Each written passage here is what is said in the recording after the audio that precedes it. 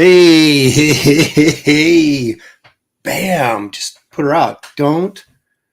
Ladies, do not pull a knife on a dude and then not expect to get punched. That's the wild, wild west way. Hey, welcome everybody. It's Aaron Live. This is a last second live stream. So as always, I'm completely unprepared to do anything, but that's not going to keep me from doing it. We have a couple people watching, and I guess that's good enough for government work. So let's get moving right along. I'm sorry, I have a clip for that, don't I? I almost forgot myself there. Moving right along. There we go. That's what I should have done. But yes, of course. Did you guys ever watch the show? Apparently, I don't watch my own show, so Did you guys ever watch the show? Okay, that was an accident. So turn my phone off because this is a last second live stream and I'm completely unprepared as always. So I guess I should do this to myself. That's right. Get wake up, man. Okay, here we go. Past Master Dan is here. I'm thinking more lunch, less doodling. Well, I'm going to be doing more doodling and less lunch. So Leg Kick is here because Leg Kick is almost always here. I got the pleasure of meeting Leg Kick face to face at the Washington State SummerCon this past weekend. He brought me chocolate covered almonds, which I will be consuming on Sunday's show. So you don't want to miss that. There's nothing more entertaining than watching somebody eat on camera. Oh, and I did eat one bag, and he gave me two bags. I ate one of them, and we're saving the other one for the show. So they were delicious. Thank you, Leg Kick. Jiminy Cricket is here. Says, Aaron, appreciate you being here. Kevin Thomas is here. Yeah, it is kind of like that. It's I kind of feel like the timer. I'm hankering for a slab of chunka. I'm hankering for a hunk of cheese. There you go. You probably have to be my age to even get that. Prater 7's here. I don't know what that means. John Smith is here. Thanks for joining us, John, in sunny California. Everybody's asking how's Shelly doing. Shelly will be she'll be joining us Sunday. Right now she's out of commission. She had to get some stuff done to her neck for pain management. So she is resting comfortably in her room where I locked her in. Not really. There's no lock on the door. But she will be joining us Sunday. And so we can look forward to that, getting back into the groove of normal programming on this here channel. Bill Maxwell is here. Leg Kick wants to know, what comic did you get? Well, that's why we have this little segment on the Sunday show called What Did Aaron Buy Now? And you're just going to have to wait and see. Past Master Dan, I don't see food. Is that a question mark? No, because I'm not eating. You guys are eating. I'm drawing. So I can't eat while I'm drawing. And I'm going to make a mess here very shortly. Let's see.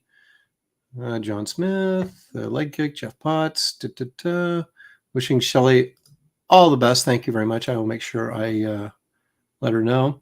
And guys, Aaron doesn't bring a cannon with him. Insult away.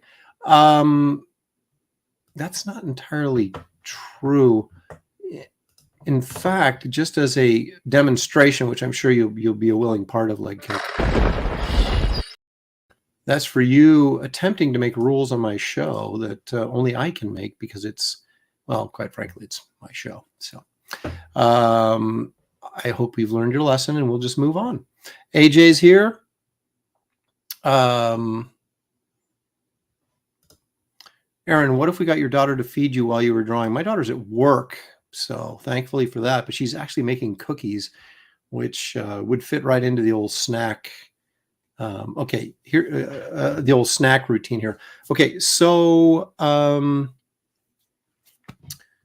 let me tell you a gross story. But first, John Smith, we'll miss you guys at San Diego. Hey, thank you, John. Actually, I need to talk to you. I'll message you later.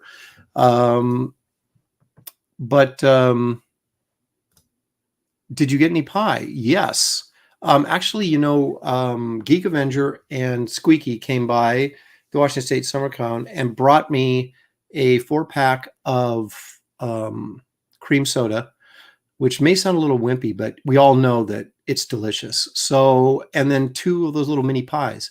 So I couldn't like hang on to the mini pies for an entire week. So it's like probably would mold or something. So we ate them. But I do have some of the soda, which I will drink live along with other sugary treats that are not good for you.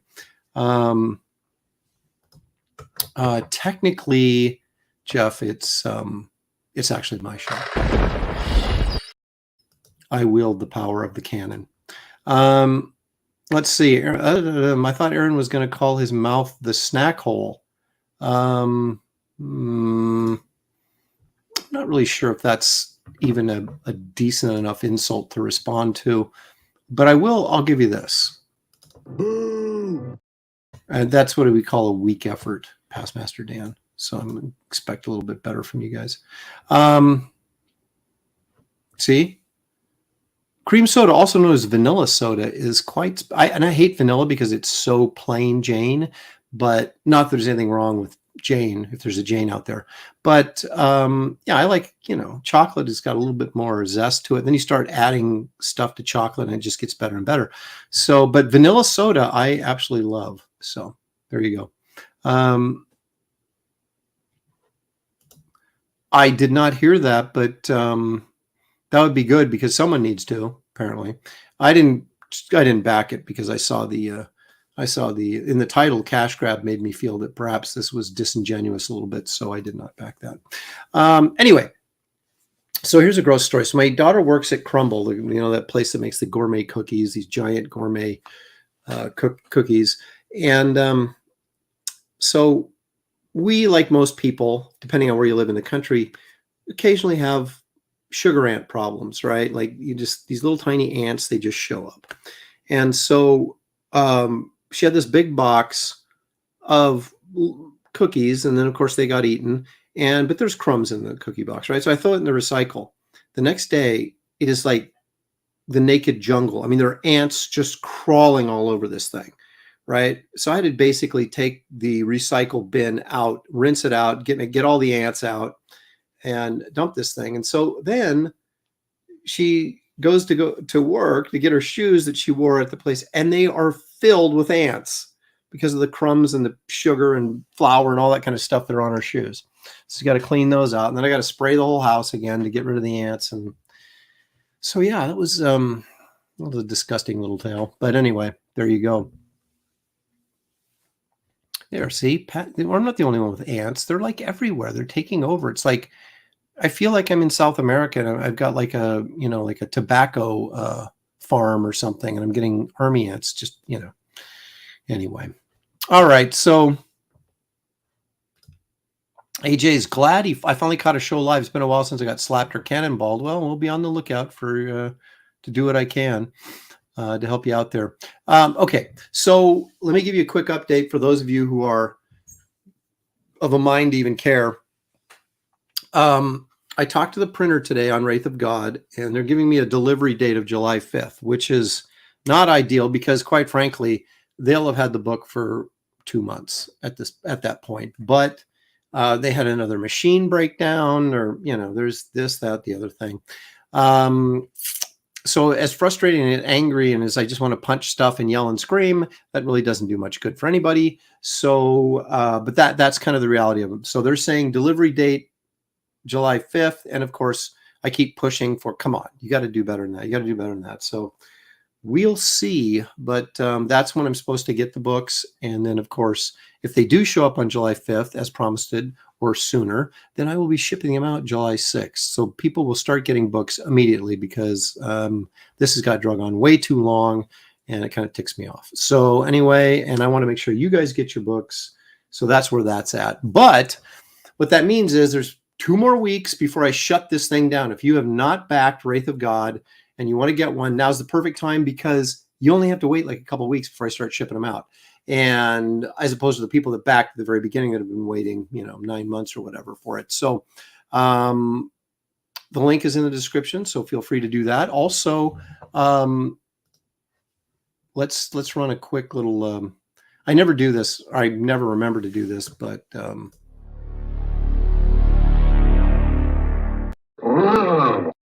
it is important to like and subscribe to this channel if you have not. That's the only way we can grow and offer you more nonsensical content. So anyway, the reason I'm doing this is really to draw. So why don't I start drawing?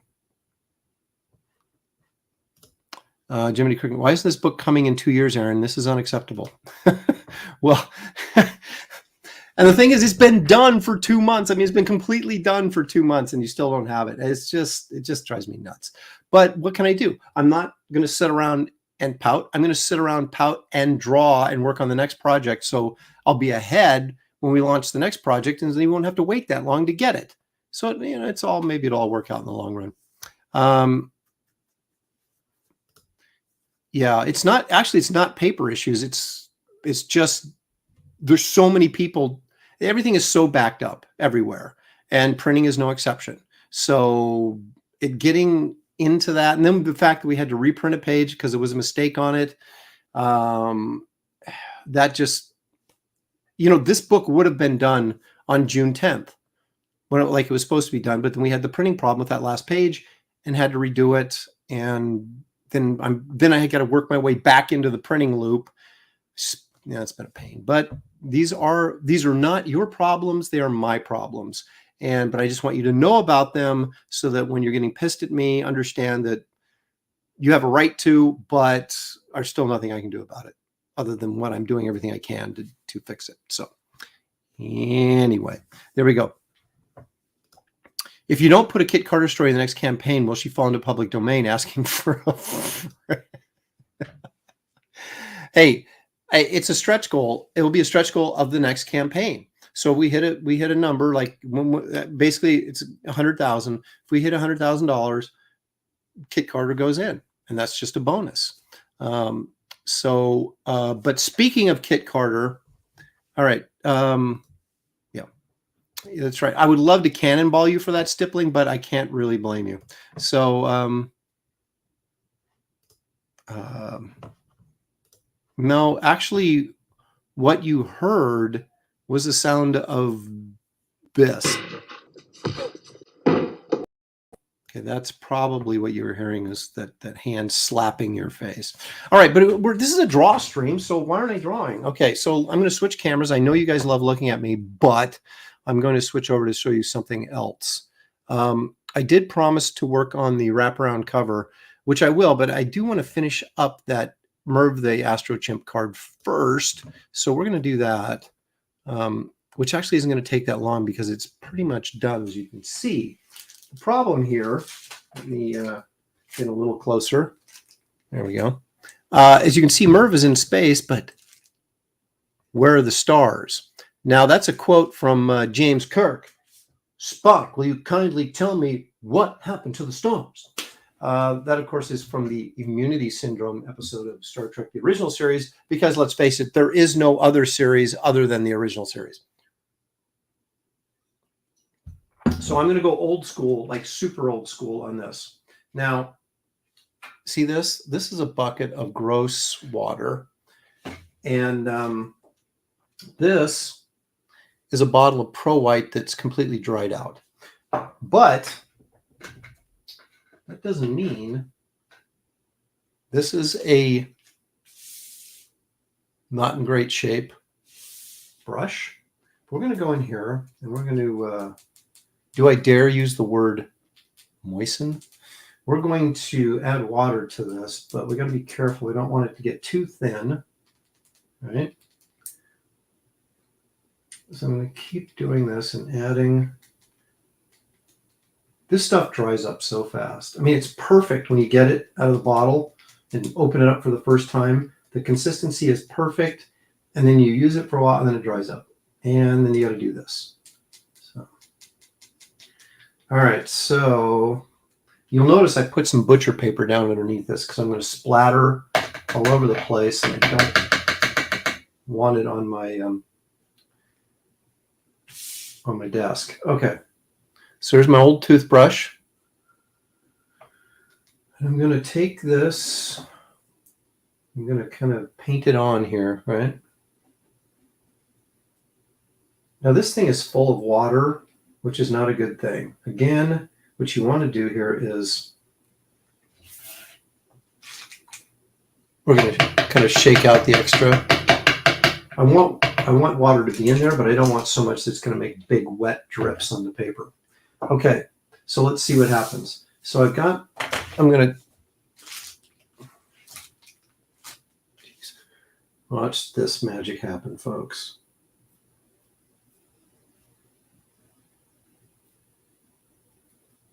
Look at those stars magically appear in space. Now, a lot of people will mask off the drawing. See, that's what I didn't want to have happen right there, but I can fix that pretty easily. A lot of people will mask their drawing off so that they do not have to, so they don't splatter over their black and white drawing. I don't care. I'm too lazy. If I get a splatter on the monkey, oops, there's another one I got to fix. Come on, get some of the extra out of there.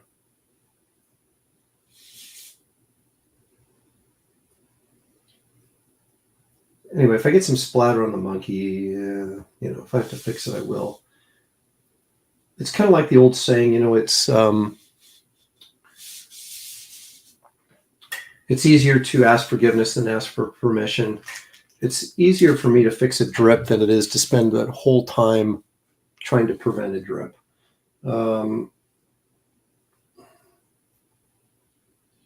Okay, look, space.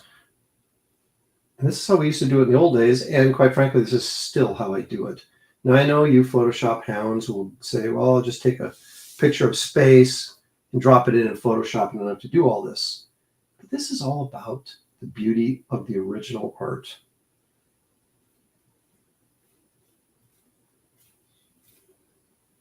See, then I can put like clusters like that. If I get really close and really violent like that, I can spritz it out like that and get like star clusters, which is always kind of fun.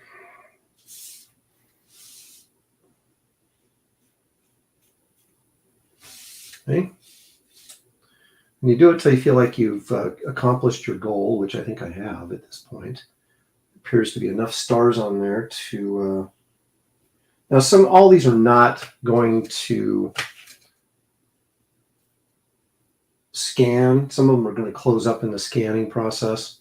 So that's why I put them on maybe a little thicker, because some of that stuff is going to, like some of this up here is probably going to fade out and not show up. So you might want to hit it again like that. So it's a little bit more, there's a bigger cluster of stars. There we go. I think that's probably enough. So now the question then becomes, okay, Aaron, well, you spilt ink or white out all over this thing. How are you going to fix it? Well, we take a tissue paper, which some people might use for blowing their nose. And I'm going to see this kind of ran a little bit. It didn't stay circular. So I'm just going to press down on it like that. And you can see it comes up a little bit there. And this one down here, I'm going to press on it a little bit. So now what I can do is I can get myself a black marker, which I don't have because I'm not prepared, because this is, of course, the last second live stream, and I'm never prepared. Okay. Now I did the black ink on here was no, I didn't marker that. That's with a brush and black India ink. See, now I can go in here like this, just kind of dot that around there to kind of create. Oops. You dot that on there and create a little. See? Easy to fix. We'll do the same thing here. Oops. Do the same thing here.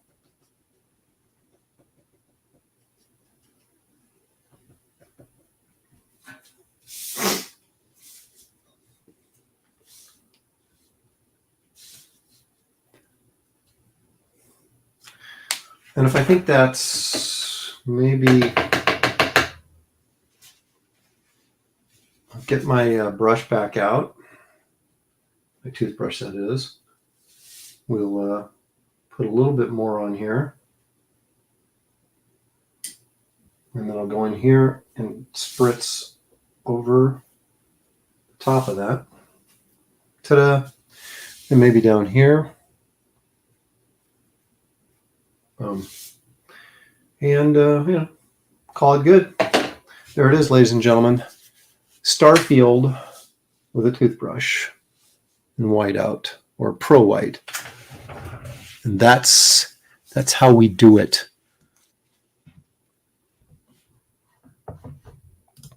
Yeah, I mean, that old man is correct. That shows, I think, a great amount of power that I can do something like that. Actually, it is a picture of Uranus on the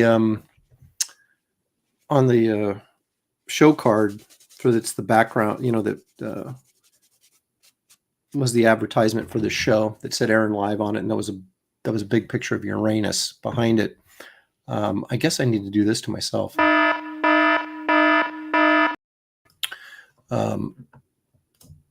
You know, I got to play by the same rules you guys do.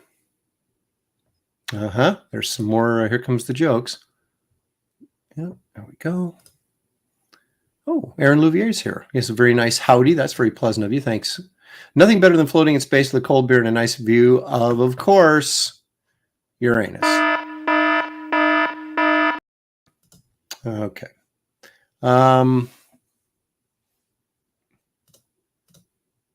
A draw stream just for spittle or stipple. I agree. That's what's so great about it is you do get that sort of random thing. It is kind of messy, or it can be, but it's not. It's really not that big of a deal in terms of cleanup. When you splatter with black ink, that's when it gets. That's when it gets a little bit messy. I'm over here looking for something again because, as usual, oh, there it is. I can't find anything. I just got back from, as I said, the Washington State Summer Con, and I haven't completely unpacked all of my tools and gear and such. So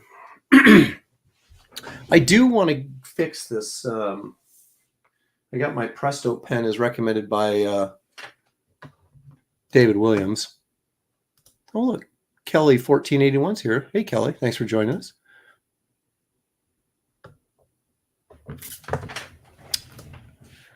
Michael Deitched for $2. Thank you so much, Michael. Jackson Pollock stole this technique from you.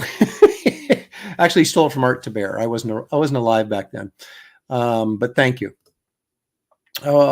Big Raj sending me a Canadian $1.99, just a super sticker, just to show his love and appreciation for the effort, and I thank you for that very much, Big Raj.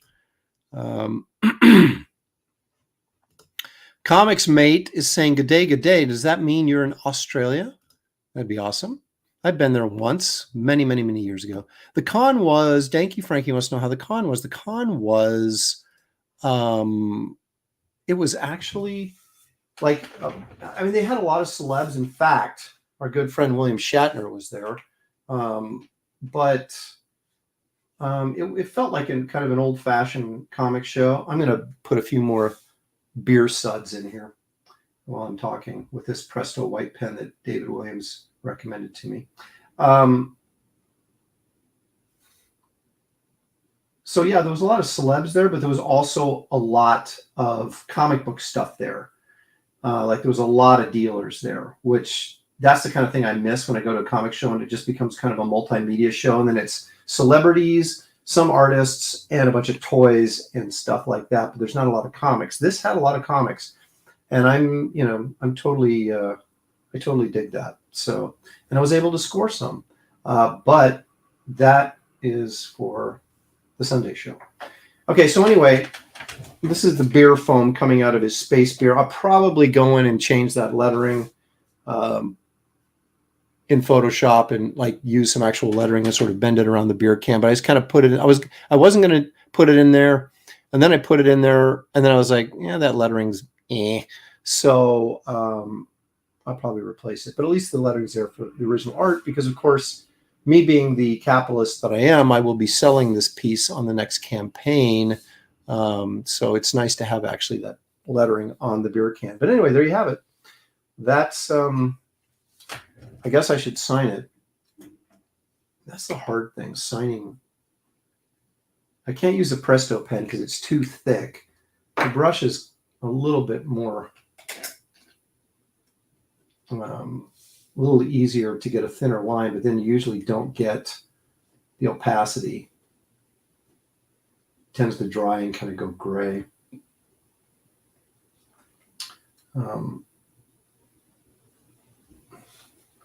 So let's just see how this goes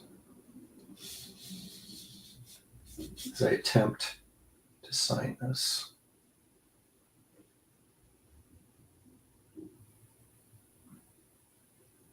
Okay, that's what we call a disaster. But anyway, there's a signature. Whether people agree with it or not, it looks like toe pressy. Oh well, what are you gonna do? I don't think that helped much. I may black that out and try again. But anyway, okay. So we've done that. So let's clean up our mess. Let's clean up our work area, so we can get down to some inking. I pretty much got the. Oops! I keep running into that light. I pretty much got the wraparound cover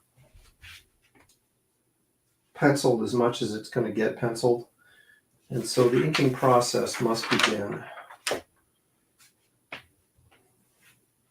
I can't splatter up here anyway. The thing with that whiteout doing a splatter technique is that it is not waterproof when it dries. So if you get it wet or get a little moisture on there, it will bleed, but it's also easy to clean up. So, all right.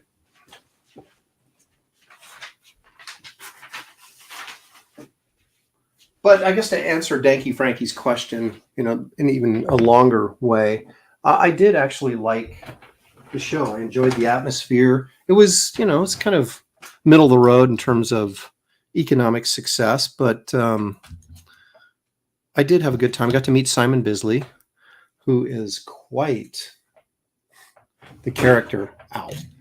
Quite the character. Enjoyed sitting and talking with him for about 4 hours at a bar on Saturday night, and that's always good fun.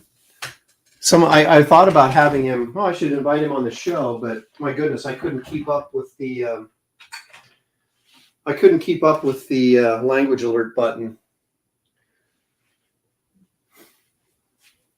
Where are my pens at? See, this is the thing. Here we go. All right. Like I said, I have not unpacked from the show, so finding stuff is still in the process. I'm going to get a few different sized pens, a .08, a .5, and a .03. We'll see. We'll go with that for the time being and see what happens. Let me pull back a little bit here so you can see the entire. I better get this out of the way just in case that star field is still wet, which it looks like it is. Put that out of the way. Okay, so this is what we're looking at here. This is the wraparound cover for Wraith of God Blood Hunters. There's going to be 3 covers again, options. I'm not at liberty to speak about the other 2 yet, but anyway, so it's kind of Wraith of God versus the Brides of Nosferatu. There's Nosferatu in the background there, commanding them. You'll notice this skeleton statue holding the sword that is right out of the Frankenstein 1931, the movie. The opening scene where they're in the graveyard. And so we got a bunch of brides looking to feast on the blood of the Wraith. So hence the title Blood Hunters. It's a double entendre because Of course, the vampires are blood hunters, but Wraith of God is hunting them as well. So it's kind of they're both blood hunters, hunting each other down. Who will win? Oh, well, it's it's not beyond the realm of possibility.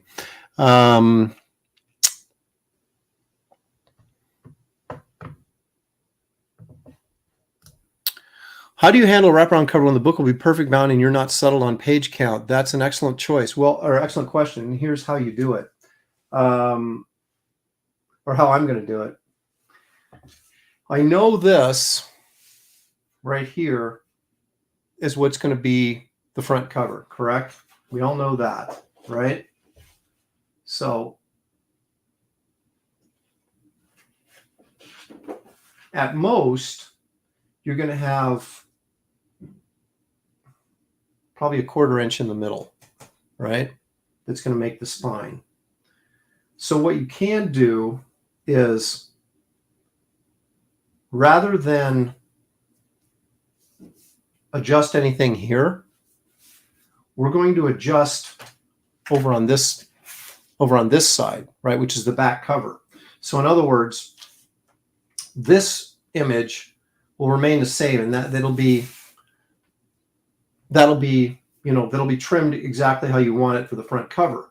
And whatever's left over here to wrap around the back, you can either extend, if you need to, extend this way, or trim it this way, right? Because if I lose a little bit of this image on the back cover, I don't care.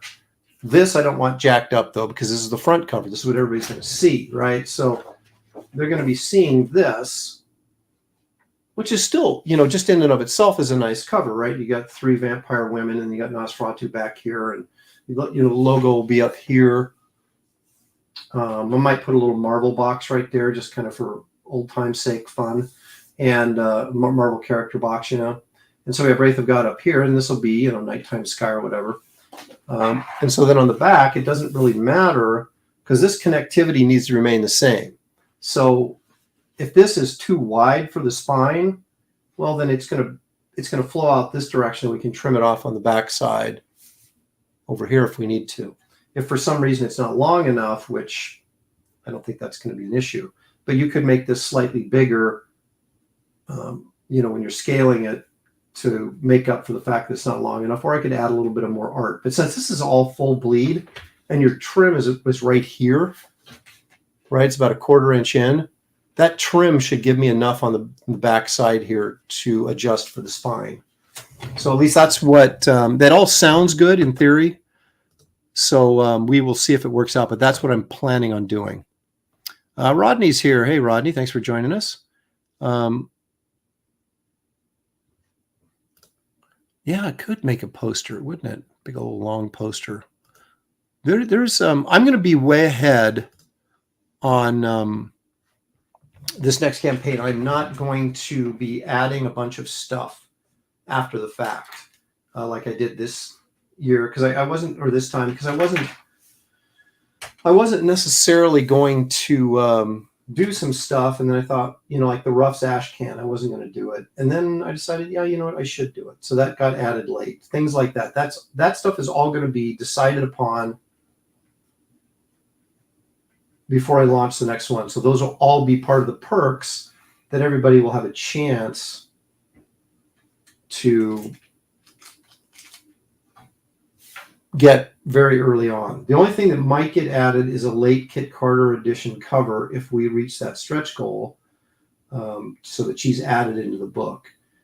So I might end up with a sort of like what we did with the Dale Keown werewolf cover on this campaign, is add a Kit Carter one late.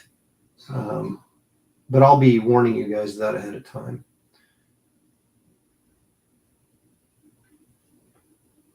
Because I'm fully expecting to hit that stretch goal, but you never know with the economy and everything else, and I'm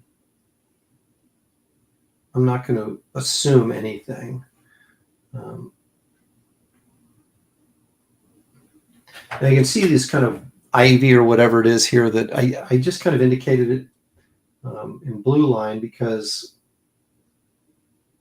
I know what I want it to look like in terms of, the leaves and things like that. So I don't really need to articulate every single one of these.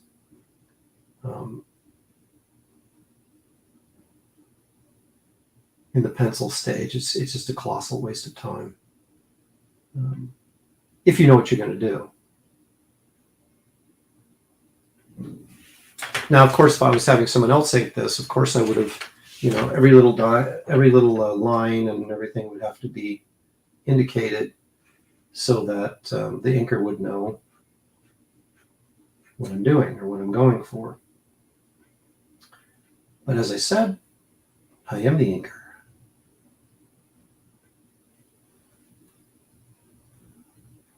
And this is the fun stuff. I was having this conversation with somebody probably at the Comic-Con this past weekend about the detail and stuff on a certain piece that I had done, and saying, like when you're doing jungle scenes or, it was on a Conan page that someone had bought from me. And we were, talking about all the, kind of the jungle stuff in the background. And they're like, wow, look at all this detail. This one's taking you forever. And I'm like, well, that's the easy stuff because you're just sort of winging it. All that detail and there's no real structure. It's like I don't have, like I'm doing with these leaves, I don't have to get out a ruler or anything. So it's not the same as drawing, a bunch of figures. Like we've got all these brides of Nosferatu here, where the faces and the eyes and the figure work all has to be really good. And the leaves, you can just kind of, just kind of wing it. And it's the same thing with trees and things like that. It's just sort of noodling. And it does take time because obviously you're doing a lot of lines and a lot of detail, but it's kind of like, it's not as mentally labor intensive. You just kind of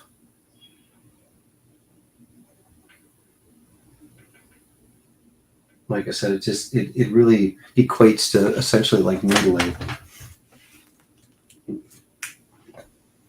And so it's a lot easier, even though it may take as much time, it doesn't feel like it does.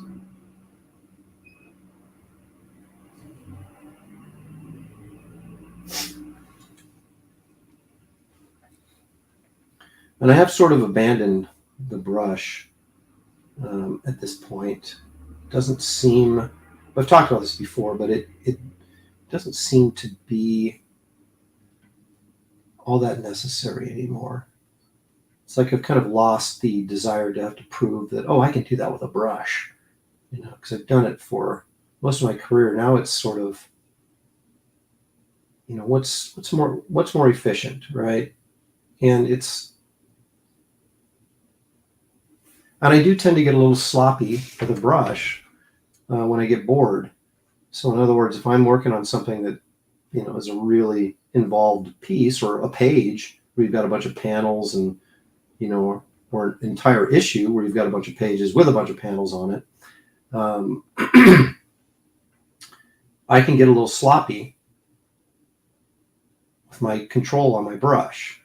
Whereas if I'm using a pen, it's not going to happen because you're going to get the same width of line regardless of how hard you press or how quickly you do it.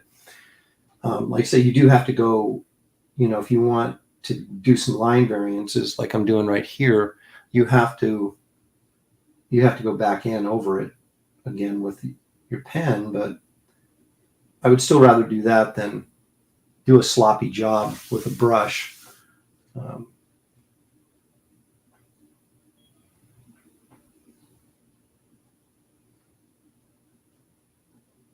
I'm putting in some shadows in here to create some volume. I haven't really indicated a lot of shadow work on this drawing because I'm still thinking about it. And night scenes are always interesting. If you don't really have a light source because they're out in the graveyard at night and there's no lantern or you might have a moonlight, which I haven't indicated in the sky yet. I haven't really decided how much of the lighting effect I'm going to do with black and how much I'm going to do with just when I color it.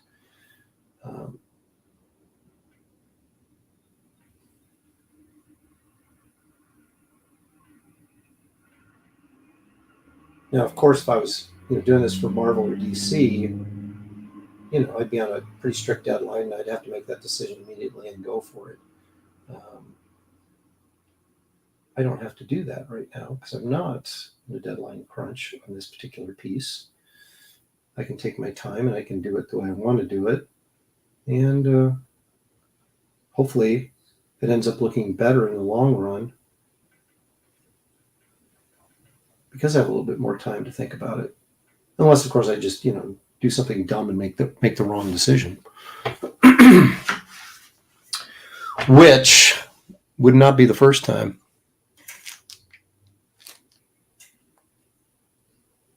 You can see that a little bit better.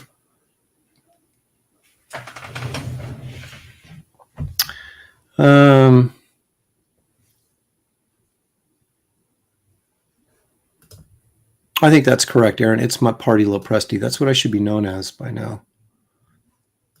Angela wants to know what's this for. It's the wraparound cover for the next Wraith of God comic, as we're impatiently waiting for the first one to get back from the printers, which hopefully was supposed to be in my hands by July 5th. We hopefully will get lucky and get it before then, but that's what they're telling me right now. But this is for the next project because I don't want to sit around and do nothing waiting for the printer to get done with my book, or I should say our book. And then,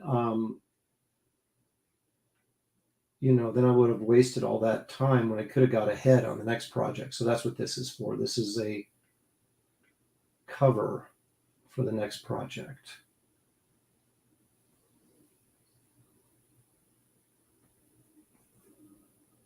So there's going to be this wraparound cover.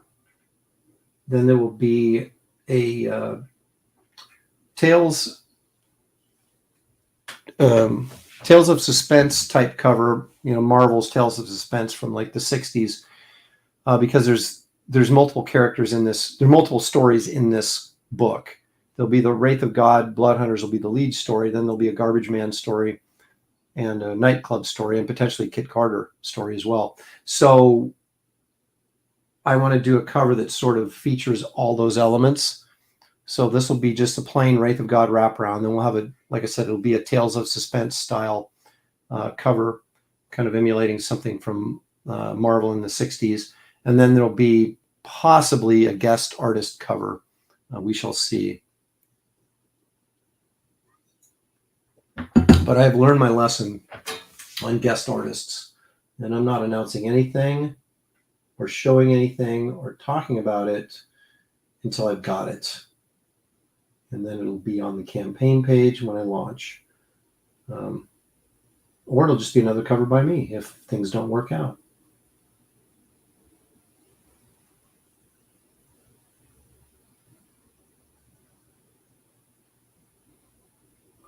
But I can't have what happened last time and have an artist tell me they're going to do it and then back out and then leave me, having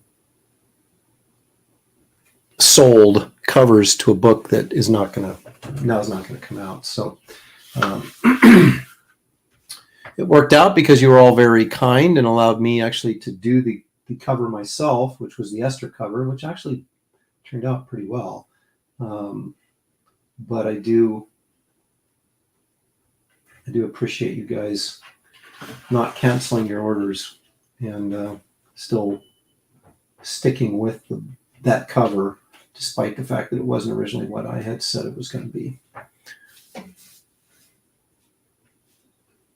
I'm going to put some writing on that tombstone later, but I don't know exactly what it's going to be, so I'm not going to do it right now. And there's Shelley Showtime is lurking in the door, looking over, wondering.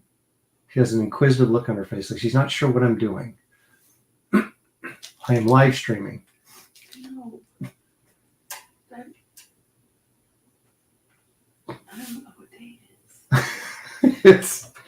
She just had a procedure done to her neck, and she's still on some medication, so she's not sure who I am or what day it is.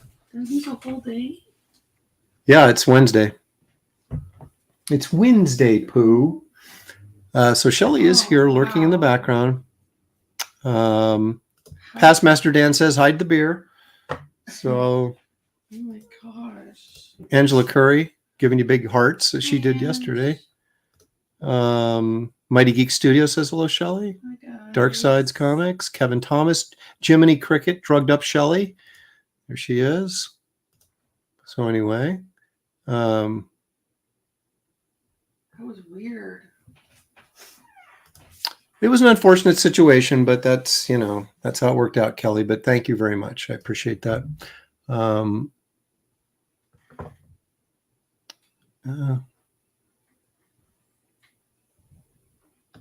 So anyway, Oh, I have to go back to bed now. all right. Shelly's on her way out the door, but she will be back on Sunday. What did they give me? Oh my gosh. She's like, what did they give me and how can I get more? Oh, my goodness. Whole day somewhere. Jay Williams says, hey, Mrs. Lopresti. Jay Williams, hope all is good. Jimmy says hi. Jeff Potts. Old man.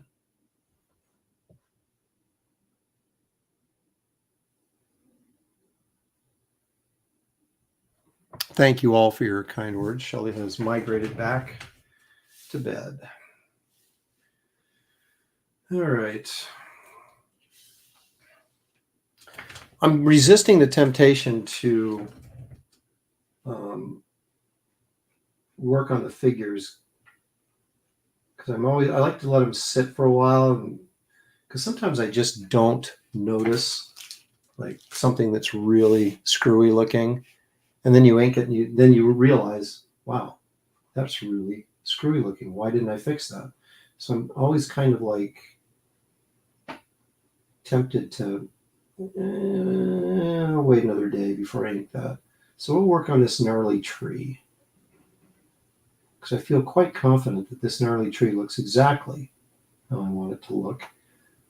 And you can't really take a gnarly tree and say, it doesn't look right. The anatomy's not good on that, because it is a gnarly old tree and it can look anything like I want it to look like.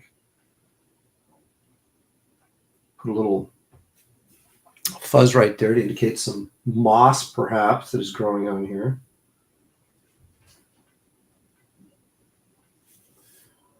I can get a little bit looser and rougher here with this line work because I really want this to feel textured. And you can see I'm constantly spinning this paper because I want to be, I just knocked over the garbage.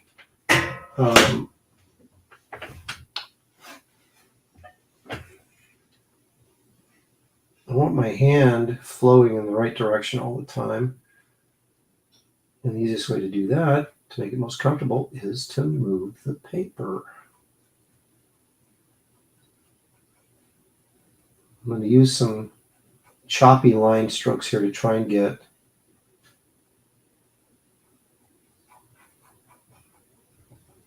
some texture and some weightiness to this branch. I don't want this to do this and have it be super slick because it's supposed to be a gnarly old tree, so I want to kind of ink in a way that reflects that. The funny thing is you can spend a lot of time on this, and this is an element in the cover that no one's really going to be looking at.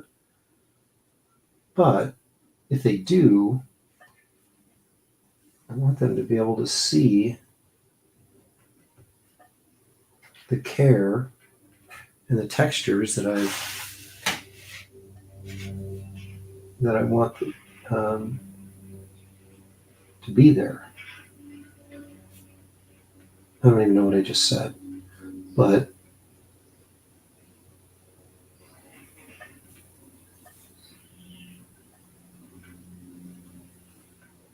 I always get torn, between doing solid blacks and broken black or broken line work.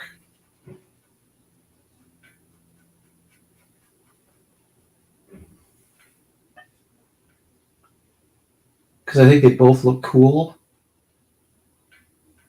The problem with broken line work is, stuff can get really liney and detailed, and that looks cool, but without the solid black, you don't have the volume, generally speaking, that three-dimensional quality that I'm constantly looking for on my two-dimensional art.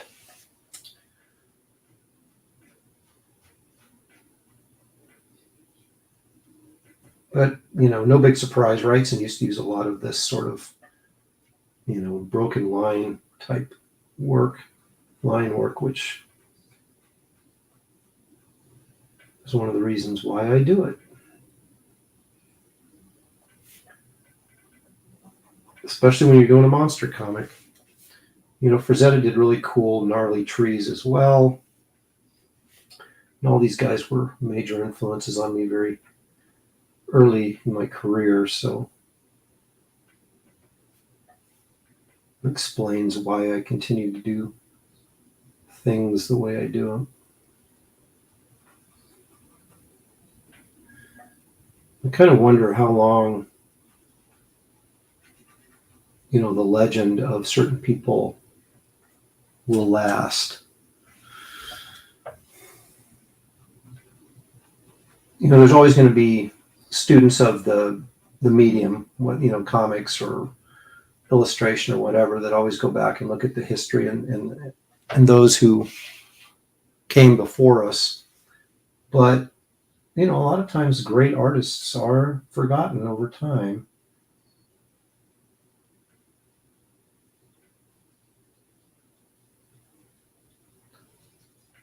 And so I wonder if it even feels right now a little antiquated, me talking about Wrightson and Frazetta,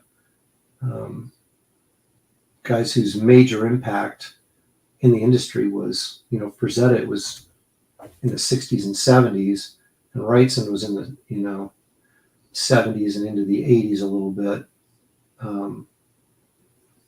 where they were just, that's when he was most prominent. And that was 40 years ago now. Oops.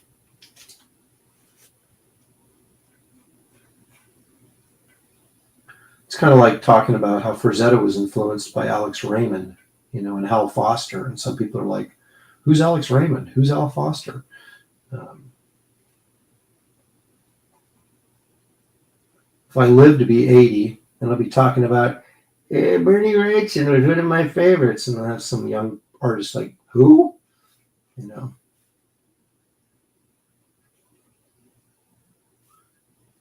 I'm sure that's how Art Taber feels all the time when he talks to younger people. I remember when I was cleaning brushes for J.C. Leyendecker, and I'm just kidding. We all love art.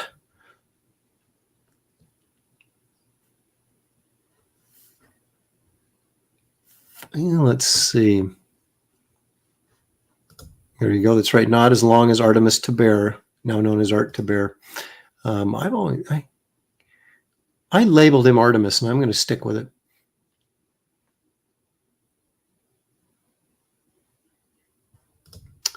I took Brohawk's advice and switched from Copic multiliners to Pitt pens. I like them much better. I haven't used the...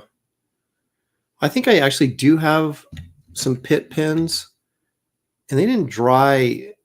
Well, no, that's not what this is. I don't even know what this is. I got some of these because they looked interesting. Pen sticks. Okay, a black Indie ink quality marker for graphics, technical drawing, and all fine writing. Recap when not in use. These don't dry as quick, and I have drug my hand across some lines, but they're very black. So I don't dislike them, but you got to be careful because they stay wet longer than some of the other pens do, and you could smear it. And I am brutal for screwing up my drawings because because I'm always moving so quickly. And you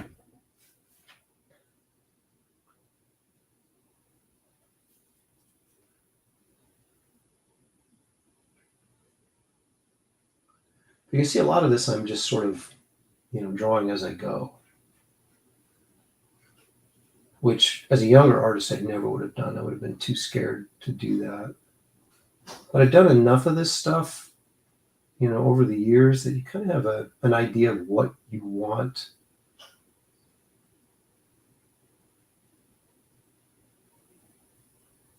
And what I found out was, a few years ago, like if I drew a tree or something like this, like a gnarly old tree like this, I would put all the stuff in the pencils, and I would realize that I was never erasing. Not necessarily the shape of the tree, I might erase that or something, but when I'm actually was detailing inside, all this sort of veininess and rough edges of the tree, I was just kind of laying it in there. And not erasing. And so I was like, well, clearly there's no point in penciling this if it's not, if it's not something that I really worry about erasing. If I'm getting it right the first time, whatever right means, then it's like, well, why waste the time penciling all that detail in there?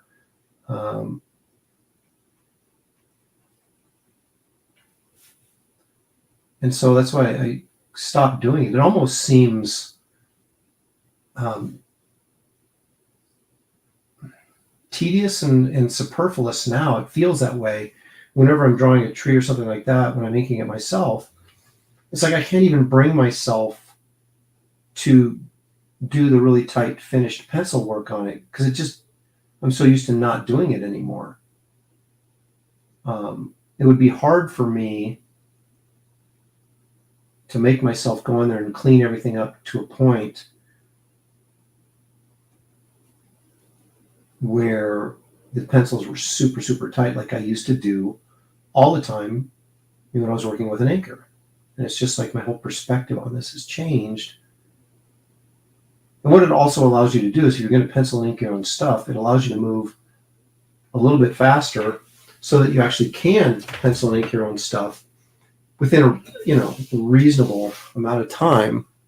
But if you're doing super tight finished pencils everywhere and then doing super tight finished inks, then you're looking at, if I do a page a day penciling, well, then I'm doing a page a day inking, and which is still, for a lot of guys that's fast, but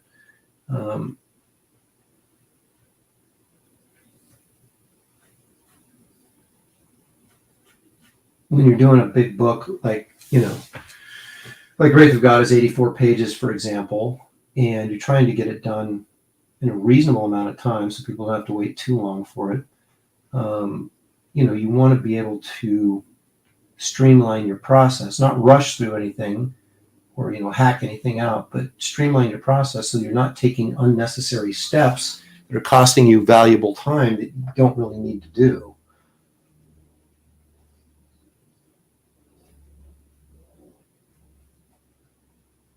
And so if I can do some of the drawing in the ink stage, it's saving me time in the penciling stage. And again, I wouldn't necessarily do it.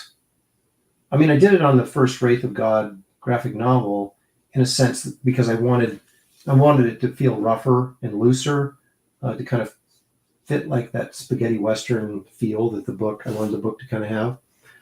But, I was still taking the time to make sure the figure work was right and all that kind of stuff. It was just the shading, the line work type stuff that I was doing with the pen and doing it a little bit looser and rougher than I would normally do it, because I wanted that look. And it's kind of like what I'm doing here.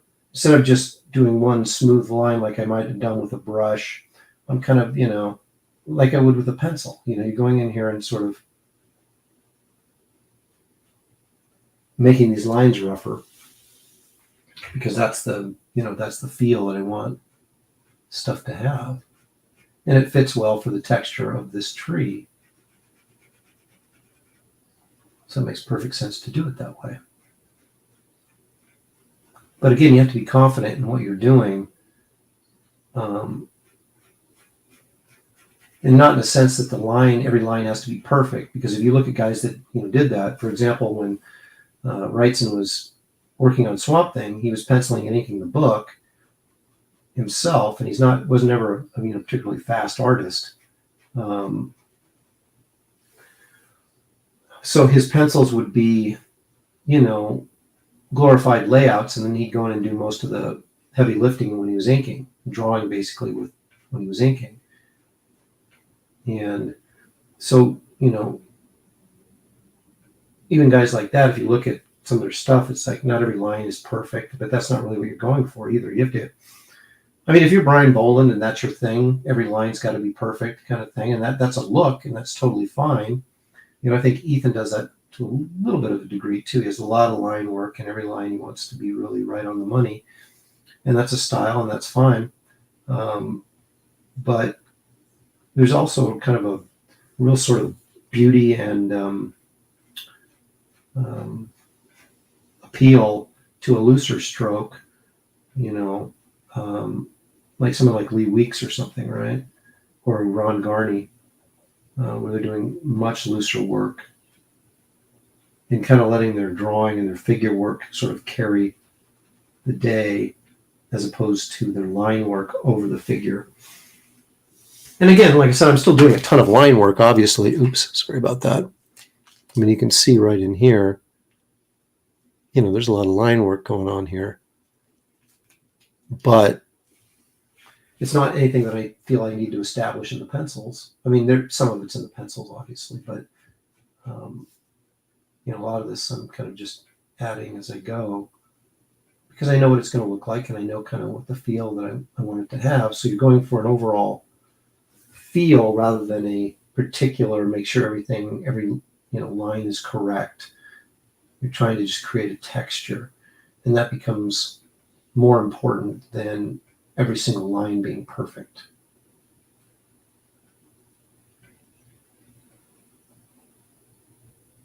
And it's much more enjoyable to ink. I got to say, when you go in and pencil everything so stinking tight that there's no room for interpretation, then you're basically tracing and adding some line weights, maybe to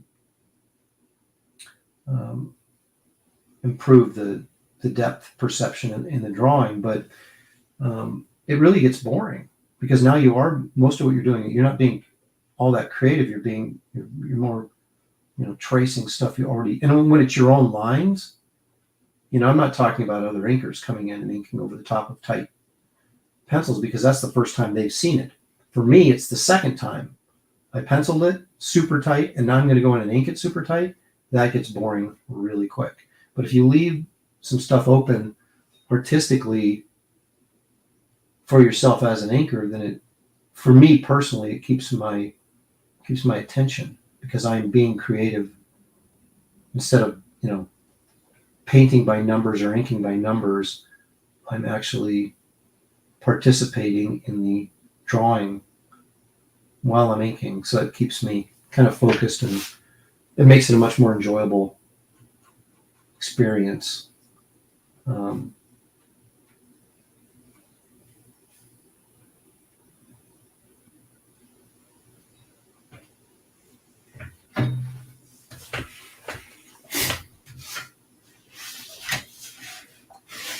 But you can kind of see, it's a nice, gnarly old tree with a lot of texture and stuff in it. And, again, no one's going to be looking at this on the cover, at least on the first go around.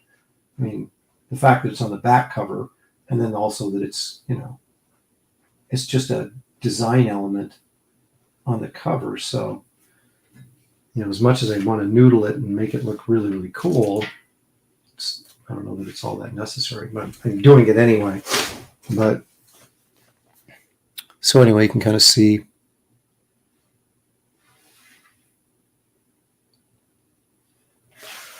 And I have no real explanation why I left this open with line work. In fact, it's bugging me a little bit now. I want to close up some of this like that.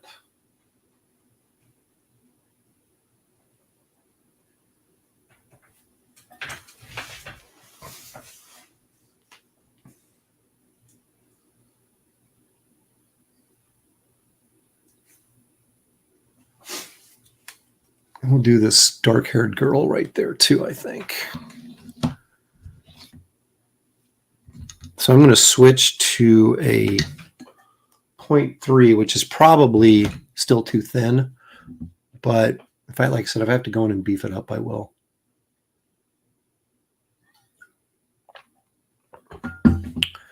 Let's see here.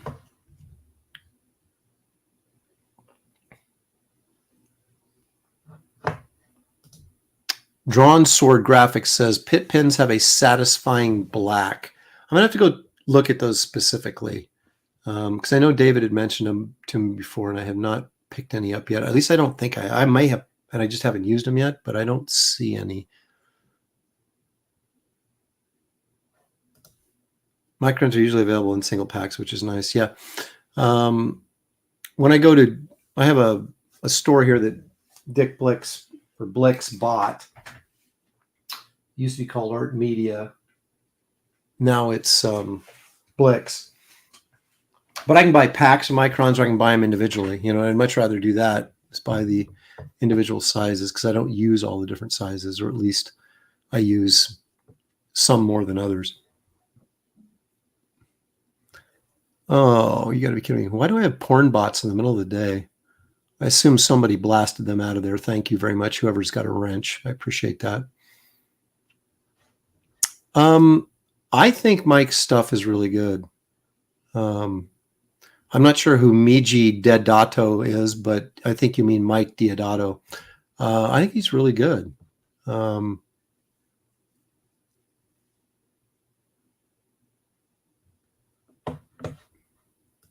Thank you, old man. That's very kind of you. Appreciate that. Who's the artist that you have interacted personally that has taught you the most? Well, I mean, the one I got the most from was Wrightson, and I have met Wrightson 5 or 6 times. He just never remembered me. But so that would be the easy answer. I got a lot of inspiration from William Stout. And if you don't know who William Stout is, he's not really a comic book artist. He's he works mostly in the film industry, but he's a fantasy artist, and you'll see him at shows. And he was a guy who sort of befriended me in the early 90s when Shelley and I were getting married and I was kind of breaking in to comics. And he taught me a lot about kind of business sense, you know, of like doing shows. And he and actually Dan Brereton were on me for years. They said, you got to, because I was doing Artist Alley like most artists do, because getting a booth is so freaking expensive. But getting a booth is so much more valuable than Artist Alley. It makes you look more important, even if you're not. And you get more of your average passerby, where in Artist Alley, you've got people that are specifically looking for a artist or some artwork. But, you know, the other thing you might have is, you know, prints or books or things like that, that someone buying original artwork probably wouldn't care about, but maybe the average con goer would care about, right? And so they were always like, dude, you got to get a booth. You got to get a booth. And Stout was like, you got to get a booth, but you have to have some stuff to sell, right? Because you got a lot of overhead. So you have to have the smaller items, the books, the $20 items, things like that, for the average person to buy that's not going to, you know, be able to spend a ton of money on original artwork. So Stout really sort of educated me in that way. And, but I also was a big fan of his artwork. So, you know, I looked at his stuff a lot and got what I could from it, but we never had conversations really about artwork. We always had conversations about the business side of it, and which has always been super fascinating to me. And another guy, Mike Plug, was a real inspiration to me. Again, not style-wise specifically, but when he did the Santa Claus book, and if you guys have not seen his Santa Claus book, you really are missing out. I have a copy sitting over here. Let me grab it. It was originally published by Tundra. That was, sorry, I have my back to the mic, so if I sound distant, where is that thing? I got almost as many books as I've got comics now, so it's like finding something is never as easy.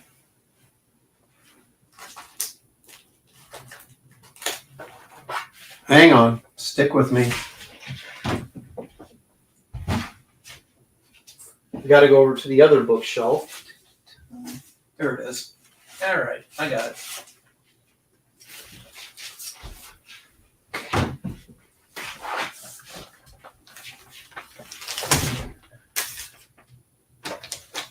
Okay, let me pull back a little bit to show you this real quick. This book was a real, doggone it. There we go.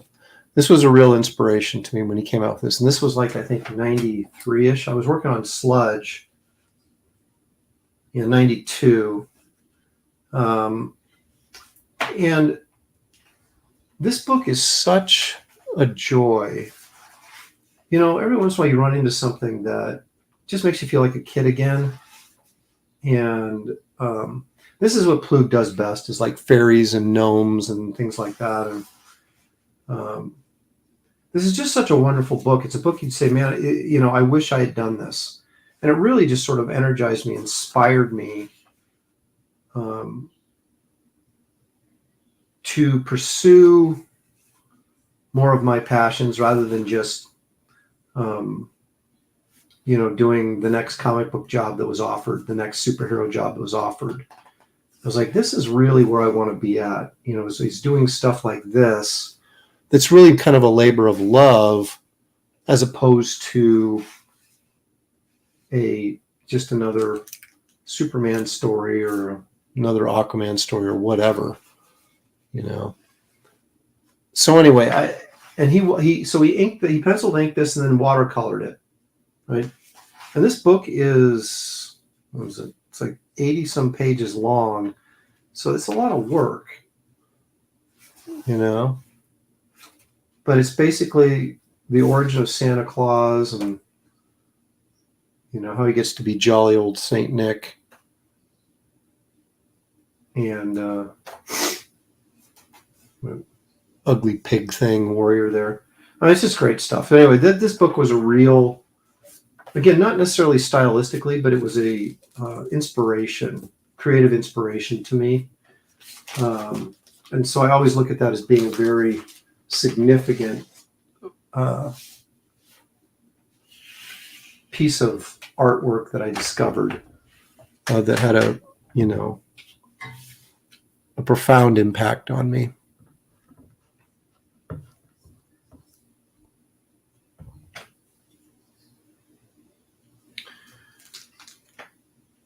Yeah, I'm using a .03 right now. Drawn Sword Graphics. He says, I see Aaron use size .03 and 05 so far. Yeah, I started with an 08 was what I was working on in the trees. And now that I'm working on this girl and I want a little bit more.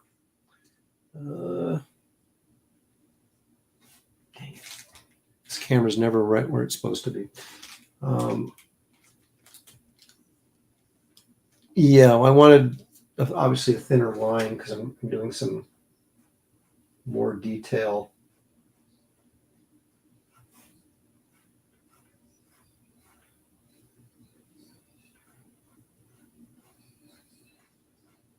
And again, I'm kind of winging it with her hair. I mean, I've got some idea of what I want to do here. The one thing about doing a lot of line work like this, if you don't like it, you can always just fill it in with black.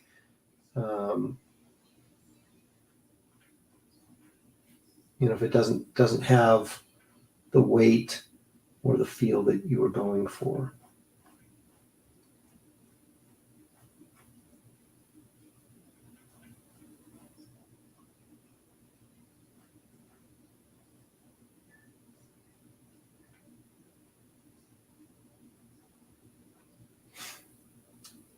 Oh, but anyway, to finish the thought on that Plug book, it was originally published by Tundra, which was Kevin Eastman's company, but there's an American edition, which is one I have.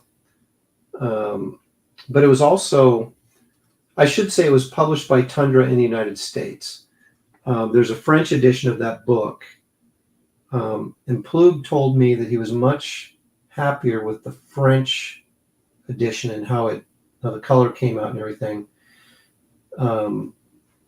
Because let's face it, the European graphic novel market is a big market. And most of the printers over there and the publishers are keenly aware of how important the quality of the print job is. And that seems to be a priority with them, where in the United States, it's not so much. So he really preferred the French version and how it reproduced than the American version that Tundra released. Having never seen the French version, I don't have anything to compare it to, so I'm completely happy with the American version that Tundra did.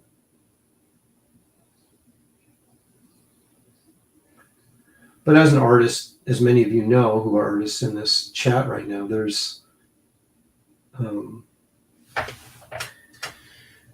we're never 100% satisfied with anything, right? Everything could always look better. That's not just the printing, but the art itself, I'm sure there'll come a time where I'll look back on the first Wraith of God and go, oh, I wish I'd done this better, or I wish I'd done this differently. It's inevitable, So you try and, on your next one, you try to be better, right? Try to do better. But that's the kind of motivation that keeps you growing as an artist, too. If you're satisfied with what you're doing, at least I think, if you're satisfied with what you're doing, then you're probably going to get sort of stuck in a rut. And if you're really good, then that rut's probably fine. But I've never been so confident about my work that I felt comfortable to just kind of rest on my laurels and say, well, I'm pretty darn good. I'll just keep doing this. I'm constantly trying to improve, even at my advancing age, which is even this is strange and remarkable to even say that. I can't be this old. I was just 18. What happened? I got this.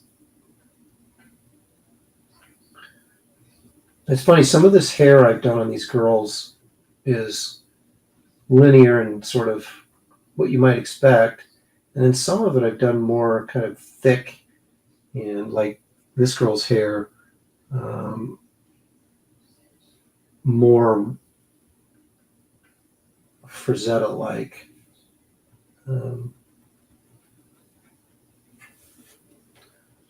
I don't know. Does that mean I'm a hack? I'm not sure, but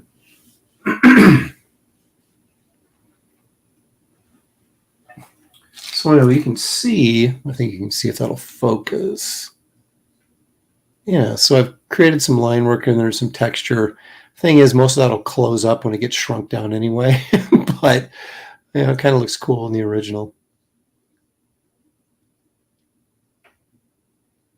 And since she has dark hair, that'll get colored with a darker color and you really won't even notice the line work. But you will in the black and white on the original. So whoever ends up getting this original from me will be able to look at that stuff and see all that fine detail.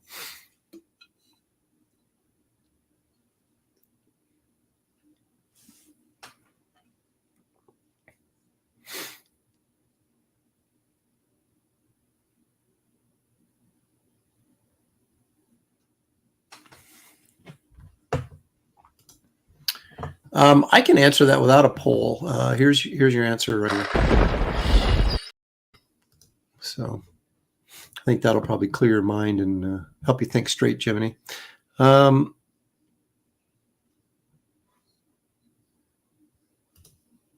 love Mike Plug's penciled Kull in the back of Savage Sword of Conan 34. Wow, I'm going to have to go look that up now. There's a lot of gems hidden in like Savage Tales and Savage Sword. And I read some of that stuff, but not all of it. So I'm constantly discovering new stuff and like, wow, I didn't know he was in there and did that. I mean, of course, I'm quite familiar with Plug's Cole story from King Cole number 11. Has that great cover with Cole wielding this axe, and it's one of the great covers of probably of all time, but certainly of the 70s.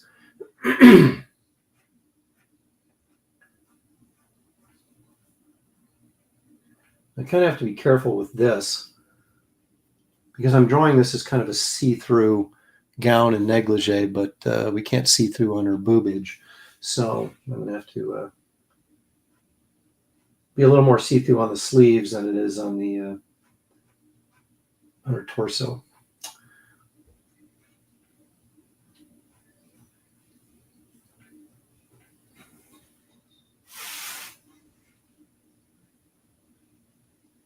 Oops, sorry.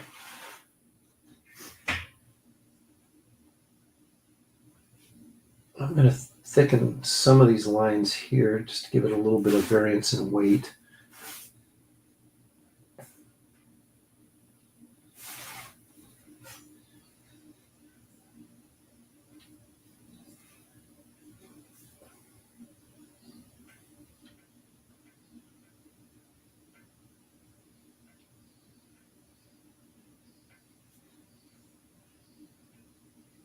I don't think I'm going to close the top of those lines there. I think I'll leave them broken and open a little bit.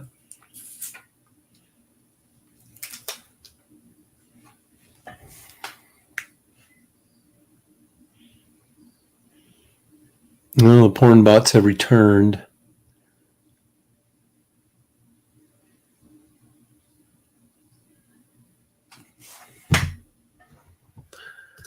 I think I know what you're talking about, but was that like that 90-year-old Japanese artist that was talking about always improving or something? But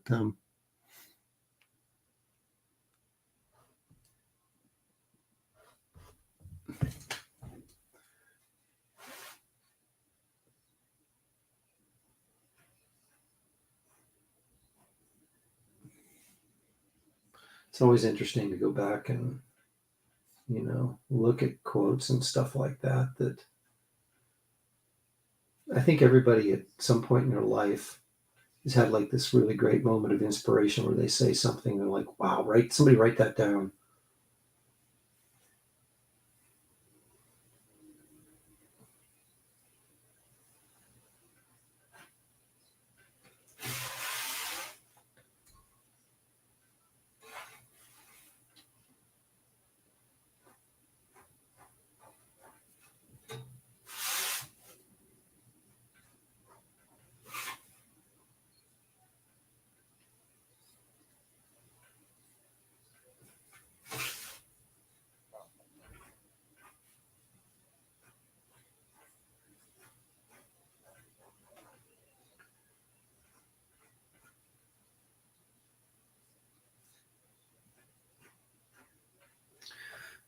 I haven't been doing as much live streaming, at least on this channel. I seem to be on everybody else's channel all the time, and I wanted to kind of get back to doing that because it's going to be, we have to go back into promotion mode here pretty darn quick.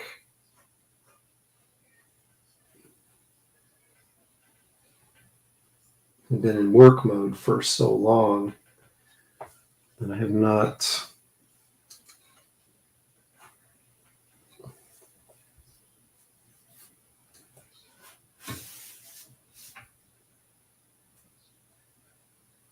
haven't done as much streams like this. There was a time I remember when I was like streaming practically every day. Shelly was like, before she was, becoming a part of the streaming scene, she was like, "Are you streaming again?" It's like, quit streaming so much.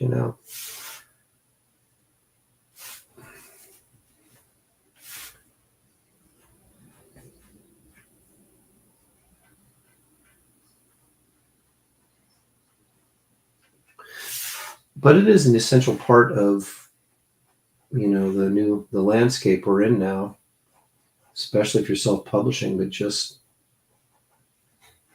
as a social media and professional media outlet.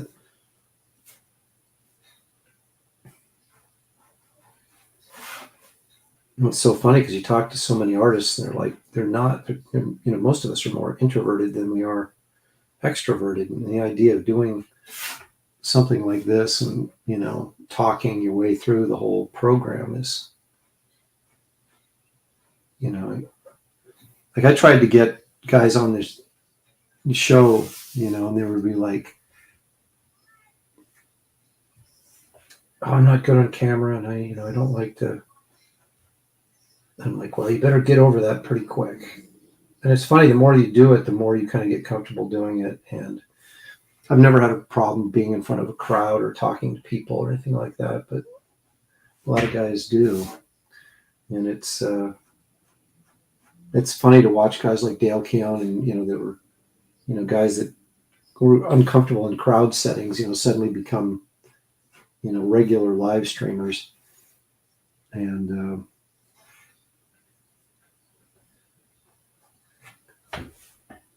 kind of sort of develop a passion for it.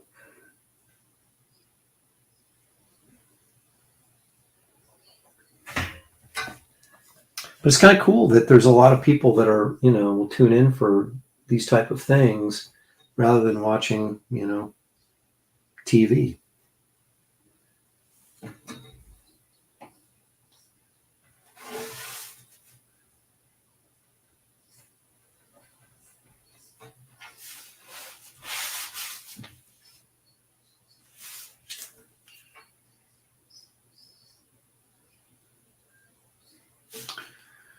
I could put a bunch of like, what I'm going to call it, not lattice, but designy stuff to cover up her private parts there if I wanted to. Maybe I'll do that. I don't know.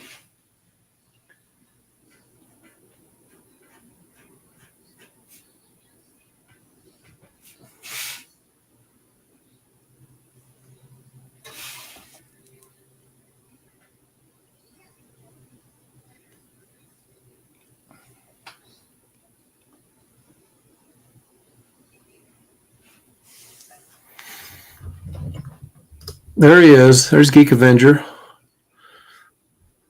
I had mentioned earlier, Geek, that you brought me pie and cream soda.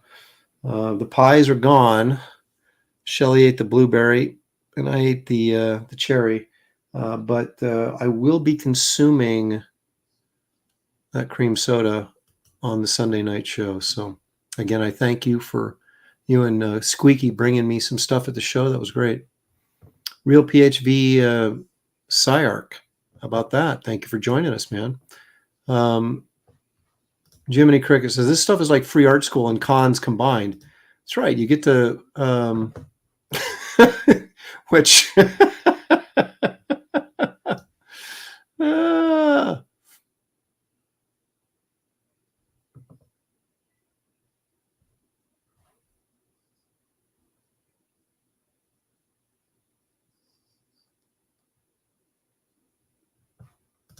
I have to admit, I'm a bit of a sports geek as well as a comic book geek. So I will watch old movies like on Turner Classic. And I'll still watch certain sports, on TV, but that's it. That's absolutely it. I'm like you guys. I watch stuff on YouTube or Netflix or something.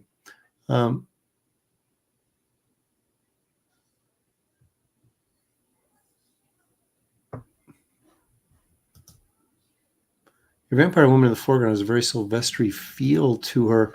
That may be in the way that I'm approaching the inking too. I don't know. I mean, I like Mark's stuff a lot, but he was never someone that was like an influence on me.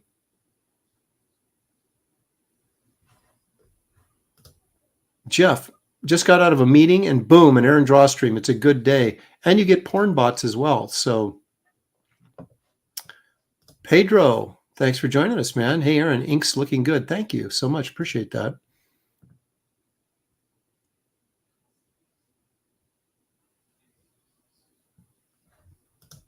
AJ, thank you for joining us. God bless you as well. And I thank you for your support. All of you guys, actually, I thank you for your support, not only, on the campaign, but for, supporting the YouTube channel as well.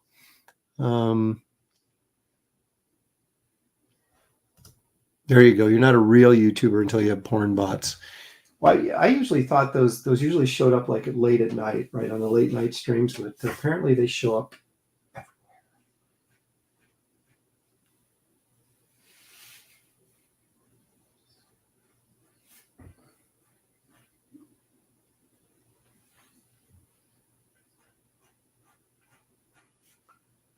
But you can see how I sort of use this when I'm using the pen, how I use it to build up the line weight.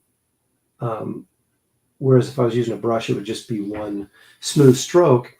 And there is some convenience to that, but at the same time, it creates a different look, right? I just want more of a pen kind of feel, a little bit more brokenness to the line quality rather than that sort of overly perfect, slick porcelain line that I used to have on my work for so long. Because I do think a little bumpier, a little bit more angular work tends to emulate the pencil a little bit better so that you still have some of that energy that's there in the pencils, but you can still maintain it in the inks. When it gets too slick, that energy goes away. And it just becomes this really overly refined piece of artwork. And that's okay, again, if you're like Boland or somebody who's, your style is perfection,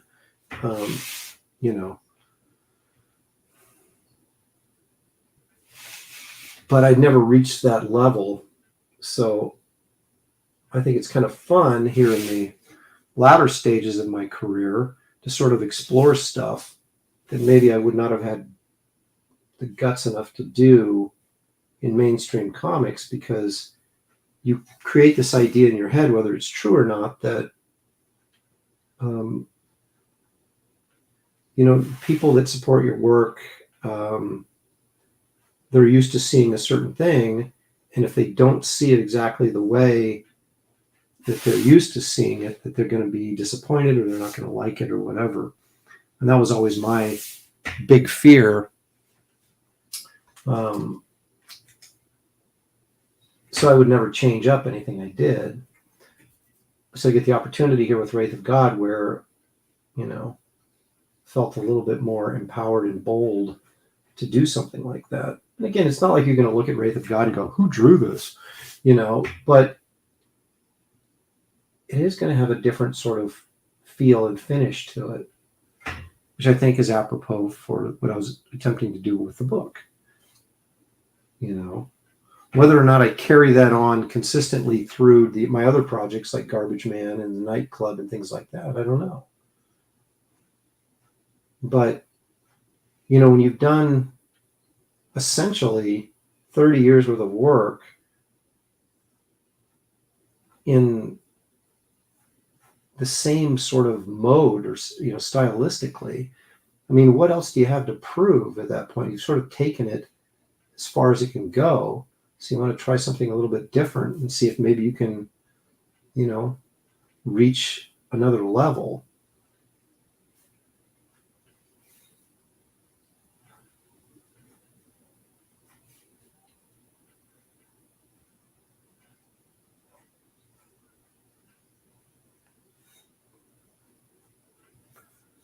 So that's where I'm at right now with this stuff. Can I give you guys something a little different than what you've seen before? But still make it good. Still make it something you want to see. It's not like, you're trying to recreate the wheel, but just, go in with a little different mentality and a little different approach. Now, she's going to be blonde, so I don't have to do a ton. I'm not going to do a ton of line work in her hair. One of the things I really liked about Frazetta and the way he did hair was he created mass and volume in his hair.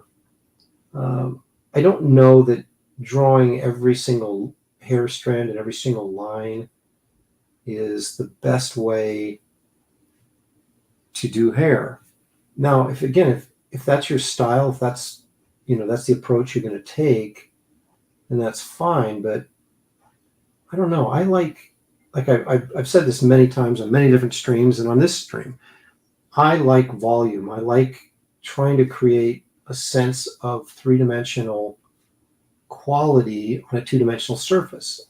And so I'd much rather have hair rather than it was than delineate every single line, but to give it some weight and some thickness, like you kind of like maybe grab that clump right there and pull it. You could actually have some weight to it, and that's a different approach than articulating every single hair.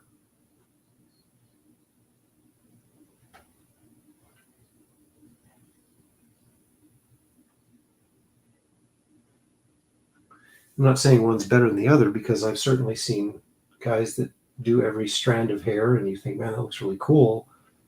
But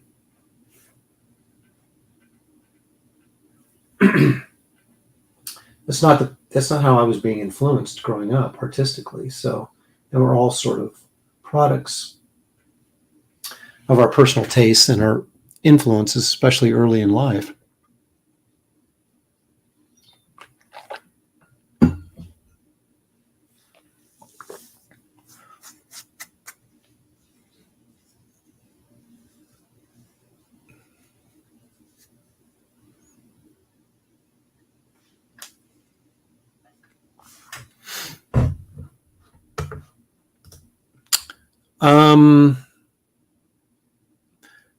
Is this a question that you're asking me if I know why, or do you know why and you want to tell me and there's a story involved? Everything, at least in my mind, everything is sales driven. Okay. I don't know that there's, any sort of agenda behind. I mean, there is now, but back then I don't know that there was any agenda other than sales.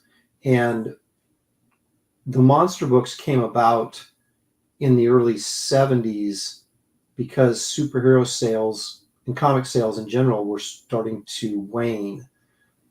And so everybody was looking for something that would re-energize sales. And so,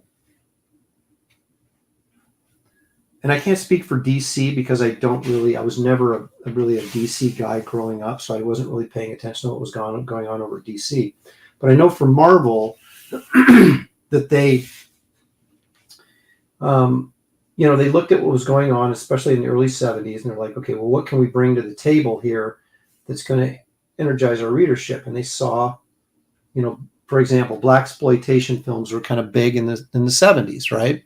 And that's where Luke Cage came out of that. The Bruce Lee karate films were really popular, right? And so that's where you get Master of Kung Fu and Iron Fist and those type of things.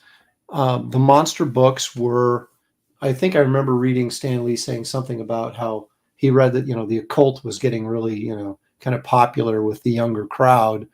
And so not even thinking in terms of any potential moral implications, he was like, well, then let's start doing a bunch of monster books. And so that's what they did. and they were popular. Look how long Tomb of Dracula went on for. And, things like Man-Thing. Man-Thing was problematic because he was a character that didn't really have a personality. And so he was hard to write and keep people interested in. Gerber did a pretty good job, but Gerber was telling stories not about Man-Thing, but about other people that came in contact with Man-Thing. And so he was using Man-Thing as a catalyst. But when they turned the monsters into superheroes, sort of like a Ghost Rider or, Son of Satan, although I don't know how popular Son of Satan was at any one given time. I mean, he did get his own book after appearing in Marvel Spotlight. So, he must have had some level of popularity. But Ghost Rider, of course, was very popular.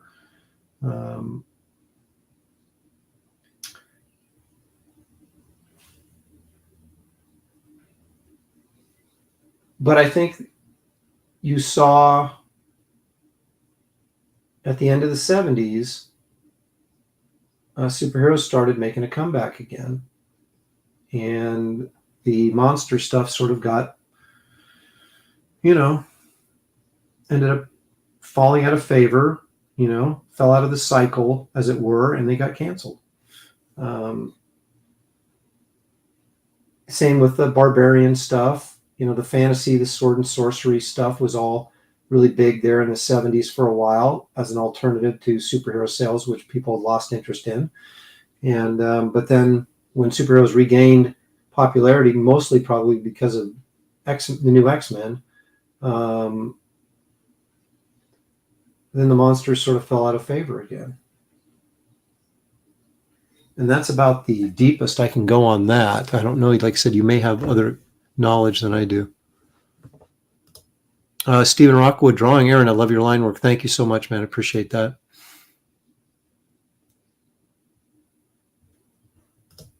Yeah, that's what I mean. It's like that's kind of his thing, though. His work is very, very line heavy. That's part of his style. I've tended to sort of, again, like I said, try to gravitate more towards weightiness rather than, overly detailed stuff. But again, it's a stylistic preference. Oh, he hasn't heard any solid reason. Well, that's your reason. I mean, that's the reality of it.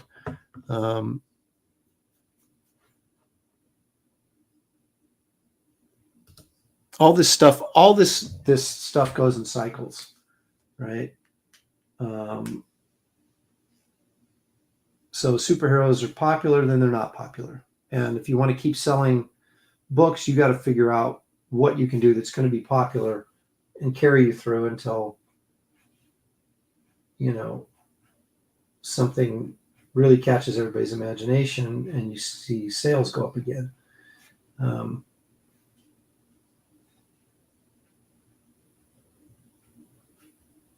superheroes have boomed recently again because I think the movies have helped quite a bit with that, because you're introducing it to a whole new type of person. These people are not comic book readers. Their comic books are the movies.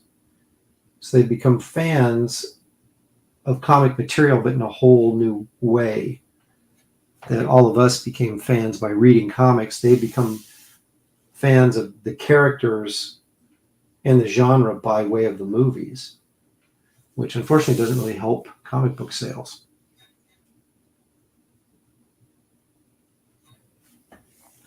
Aaron, what was your favorite genre of comic book? What is my favorite? It's always been fantasy, sword and sorcery type stuff. And again, that's because of the time that I grew up. I was a 70s kid, and everything that was going on in comics at that time, and even in pop culture, was Conan, Lord of the Rings, and I did like superhero stuff because I was very religious Spider-Man buyer. Never missed Spider-Man. Loved Captain America, but didn't always buy it. Loved the Avengers, but didn't always buy it. bought a lot of the monster books because I've always been a monster fan. And, but because of the people that, you know, and it's weird. It's kind of like the chicken and the egg thing. Was I a fan of Wrightson because I was a fan of monsters, or did I become a fan of monsters because I thought Wrightson's work was so good, and that's mainly what he drew? I think a little bit of both, because I was always a Universal Monsters fan and a monster movie fan, because I appreciated the artistic merit of the makeup. So I'm not someone that would watch a horror film just because it was a horror film. If it had a monster in it that was really well done, the makeup or something, then that's something that caught my eye, right? So Karloff's Frankenstein was really cool, great makeup by the great Jack Pierce. But when Glenn Strange or Bela Lugosi was Frankenstein, it didn't really appeal to me because they didn't look as good. They, for whatever reason, they just did not look great. And so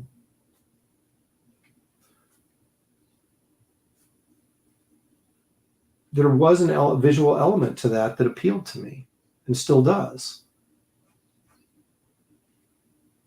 Jurassic Park, although there was a lot of it was digital, a lot of it was still practical. And I just had such a great appreciation for, like that giant the T-Rex in the scene where the cars are stalled out and the T-Rex gets loose. I mean, that's a mechanical life-size T-Rex. Some of it's CGI, but they, Stan Winston built that. And it was so well done, that at that point, it's kind of like, I don't care if this movie's any good or not, that T-Rex is so cool. I'm going to, it has an appeal to me. So I was very much that way with monster movies. But I guess that doesn't really answer your question. I would say fantasy just because of the Frazetta and Wrightson influence. All my favorite artists were not superhero artists. I loved John Severin over Marie Severin on King Cole, Barry Smith over, on Conan, Plug's Man-Thing and Werewolf by Night. My favorite book from the 70s is the Weird World stuff that Plug first did it. And that was a fantasy elf type Lord of the Rings story. I first did in Marvel Premiere 38. And it was Plug inked by Alex Nino, which is, I actually have an original page sitting up there hanging up there on my wall from that.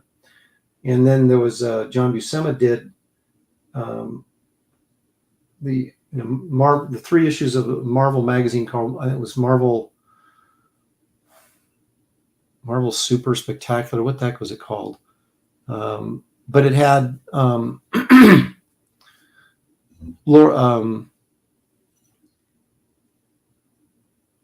what was it called?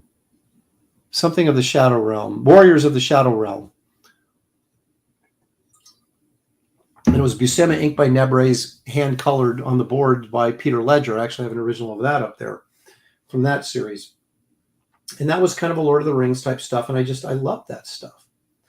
And I think because even as an early artist, I sort of equated all my favorite artists, were guys doing that kind of stuff. And because they were able to do a level of detail that we didn't really see in superhero work, with the exception of, like Neil Adams or somebody like that. But it always seemed like, Wrightson's work was cooler, and he was always drawing, monster books.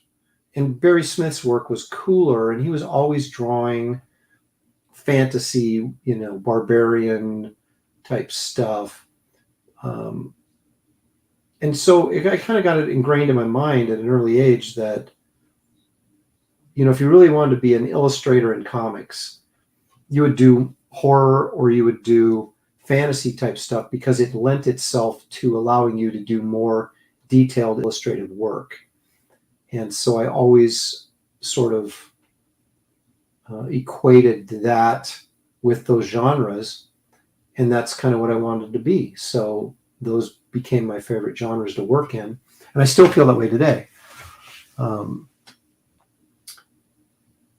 There's just, you're not going to see many Superman comics where he's battling a bunch of, vampires or zombies coming out of, graves and stuff, where you can, we've got gnarly old tree limbs and, flowing hair and things like that. I mean, I did a little bit of that in Wonder Woman because that was not, a lot of that stuff was on Themyscira and had that kind of, heroic fantasy aspect to it.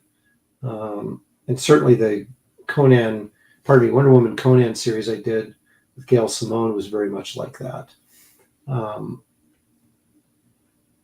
the Herculoids I did, those were some of the favorite books I did at DC because they were fantasy and not straight up superhero. But superheroes what got you noticed, right? So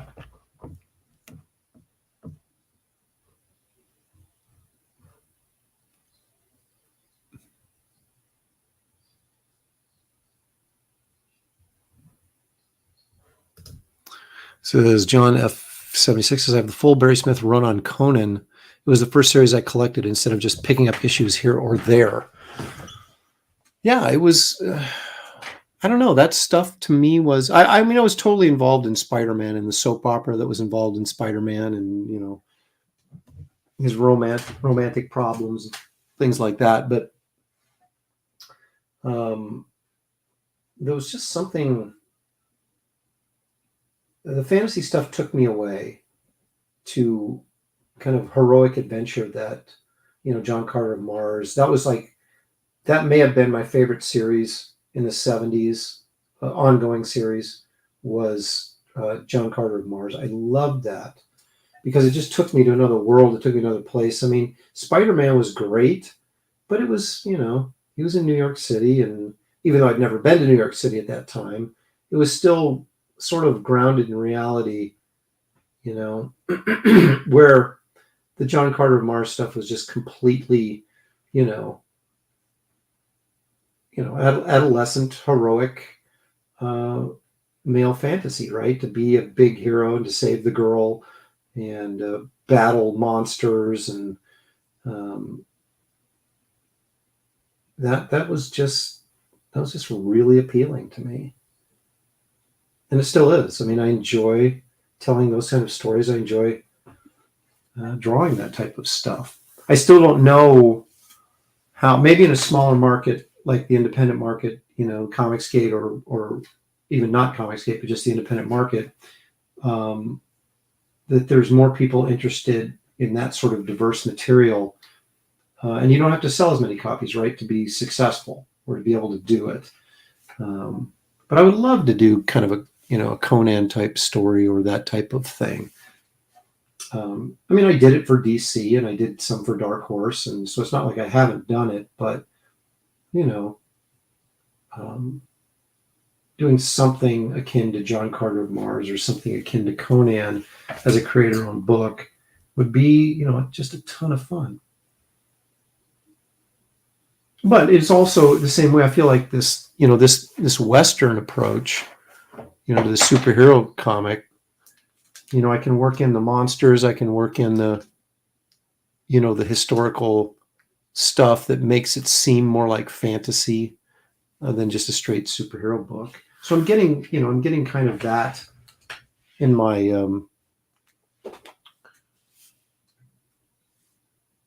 I'm getting that, scratching that itch, I guess would be the way to put that, by doing this. And Garbage Man is part of that as well.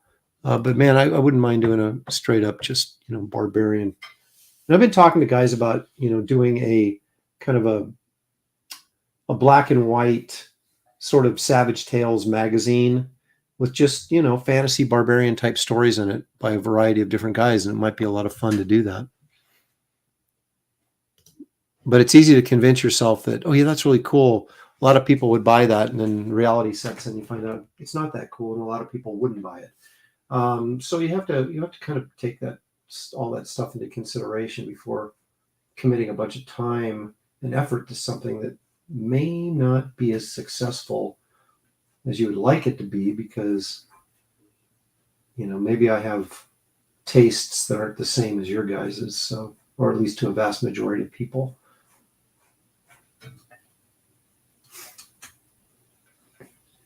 So it's always difficult to know what to do. I literally drew straws to figure out, what I was going to do first as a crowdfunded project, and it just kept coming up Wraith of God, and I've told this story before, but I literally was like, praying, God, help me pick out the right thing, and then I would do I had a sack full of ideas, and I kept pulling out Wraith of God, no matter how many times I did it. It's ridiculous. I did it 3 times, and each time it was Wraith of God, and I'm like, okay, apparently God wants me to do Wraith of God. So, at least that's how I interpreted it. So that's what I did, and it's been a success so far. For a book that hasn't come out yet, but in terms of campaign fundraising, it's been a success. And how everybody responds to the first graphic novel when it comes out will determine if it continues to be a success or not. But I'm quite happy with it, so I'm confident that you guys are going to like it, and that you'll want more. And so here I am working on more already. I think Garbage Man's picking up some steam too, thanks to the trade paperback. So I can't forget him, and that's why I'm doing a backup story with him in it. And the Nightclub, which premiered in the Garbage Man trade paperback, is important, and you will see why once you get the Wraith of God graphic novel. And so it's not something I can ignore either. So there will be a backup story featuring those characters as well. And it's all part of, my grandiose plans to launch a Loprestiverse with a variety, of different characters and genres and things that all sort of tie in together.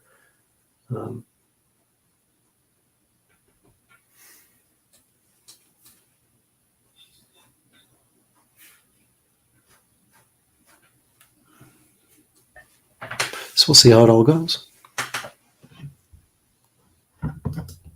A barbarian porn bot slayer comic would be great.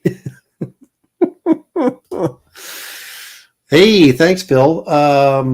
Phil and his brother are going to be on our show Sunday, talking about CG Vacation and some other fun stuff. So you want to check that out.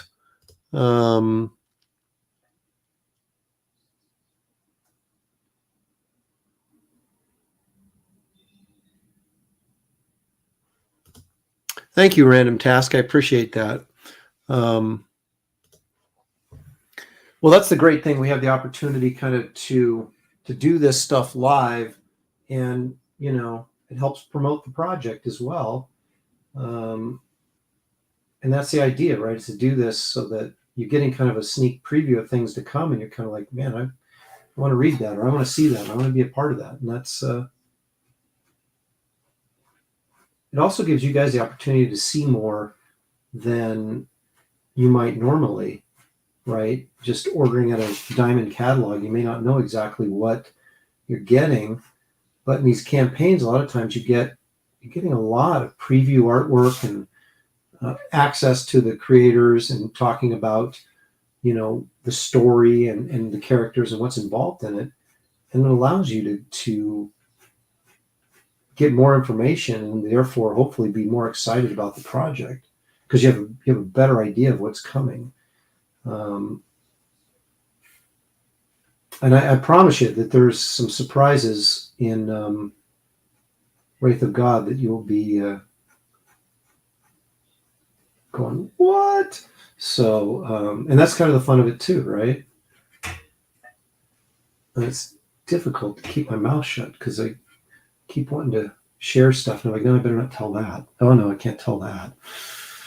And that's the thing. That's the other thing you guys are going to have to remember, that there's going to be people that get their book first and there's going to be people that get their book last. So you have to be careful about what you spill online, so you don't ruin the reading experience for people that don't get their books till last. And I'll get them out as fast as humanly possible, but I mean, that's just going to be a reality of it. Like, somebody's going to be the first person to get it and someone's going to be the last person to get it. And I don't know who that's going to be, but I feel bad for people that are last. It's like, we've waited so long, and then you're going to be like getting your books 3 weeks after someone else gets it because of just, the logistics of mailing out all those books.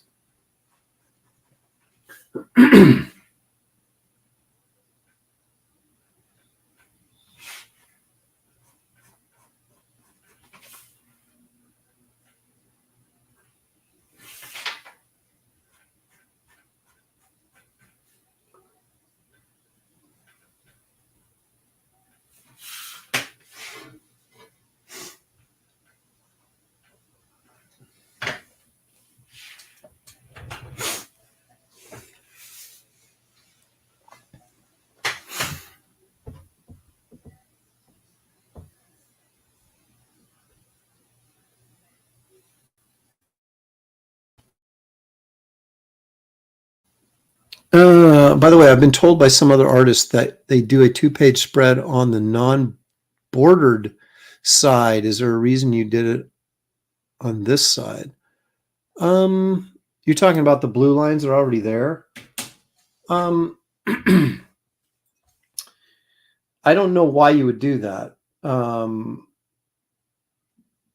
I do it so I know where the trim lines are. Right, because this is still going to be printed, even if it's a double-page spread and full bleed. I got to know where the blue lines are, where the trim lines will be. Probably because they look at it more like, well, this is going to be like a really cool piece of artwork. I don't want blue lines in there screwing it up. But to me, this isn't an illustration in the purest sense that I'm just doing an illustration or a commission for somebody. This is a piece of production art for the cover or the interior of the book or whatever. In this case, it's a wraparound cover. But to me, the blue lines on there are part of the comic book process. And it's kind of a cool thing to have on the original art. Because otherwise it looks like a commission, which is great. But when you're buying a piece of original artwork, for me, again, this is me personally, when you're buying an original piece of artwork that's a comic book cover or a magazine cover, and you've got all that markup and stuff on there that's part of that process, it feels more authentic. It's like, that's the cover to this book, and you can tell because you can see the blue lines and all that kind of stuff on it. Other people may have different opinions about that, but that's my view on it. Oh yeah, I love that movie. That's the only vampire movie I ever saw that really scared me, was Brides of Dracula.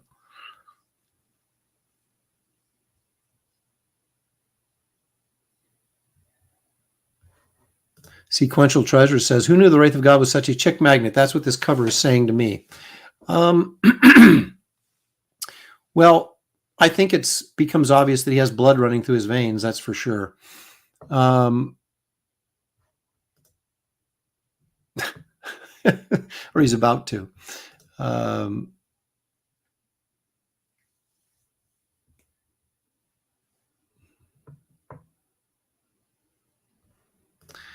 And yes, I do know who Ingrid Pitt is. She had a quote once, and it was really cracked me up. She was like, she only does nudity if it's essential to the plot. And she was in these basically soft core vampire films. And you're like, Yeah, well, it's not really about the art, is it? It's about the box office. But I always thought that was kind of funny. I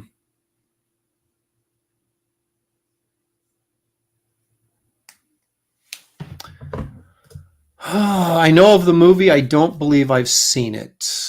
Black Sunday. I don't believe I've seen it. Stephen Rockwood's saying, I want this wraparound cover. Well, you know what? It's actually going to be for sale on the campaign when I launch it. And actually, there's going to be, I didn't sell any originals. I sold 2 covers and all the, the extra work like cards and prints and all that kind of art. I sold all that off the first campaign, but I didn't sell any interior pages. I probably will sell some interior pages out of this, the second issue. Same for Garbage Man and things like that. Because at some point you're like, okay, well, yeah, this is my project and I want to keep all the original art, and that's fine. But after a while, it just sort of stacks up, right? Especially if you keep doing it. So I'm keeping all the artwork to the first issue, with the exception of the 2 guys that bought in to actually appear in the comic. They get that original art they appeared in. But I'm going to I'll make some of the original art from this available, as well as the Garbage Man story, and even the nightclub story if anybody's interested in that. Although maybe I'll keep that because that'll be like the first art solo story of the nightclub. So I may keep that as well.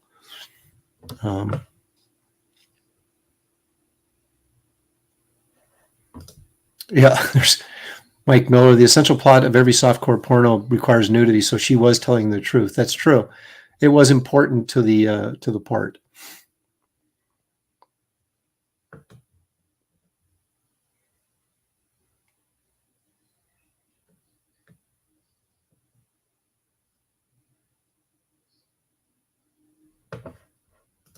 Ingrid Pitt was in Where Eagles Dare. Really? Was she nude in that though?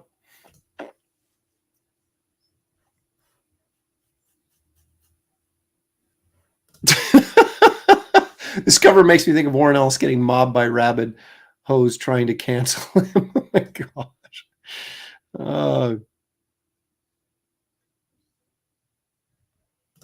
Yeah, I have heard it's a good scary film.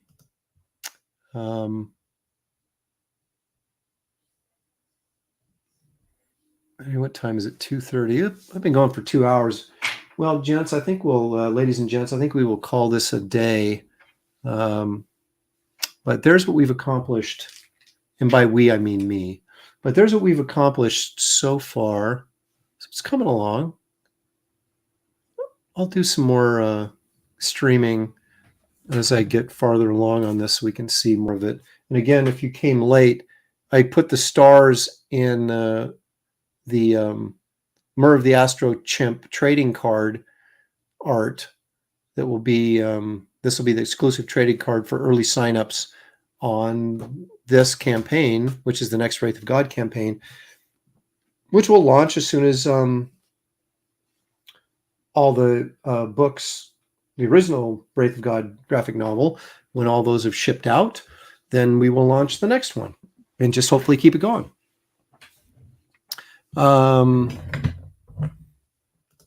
Thank you, Geek. Appreciate it.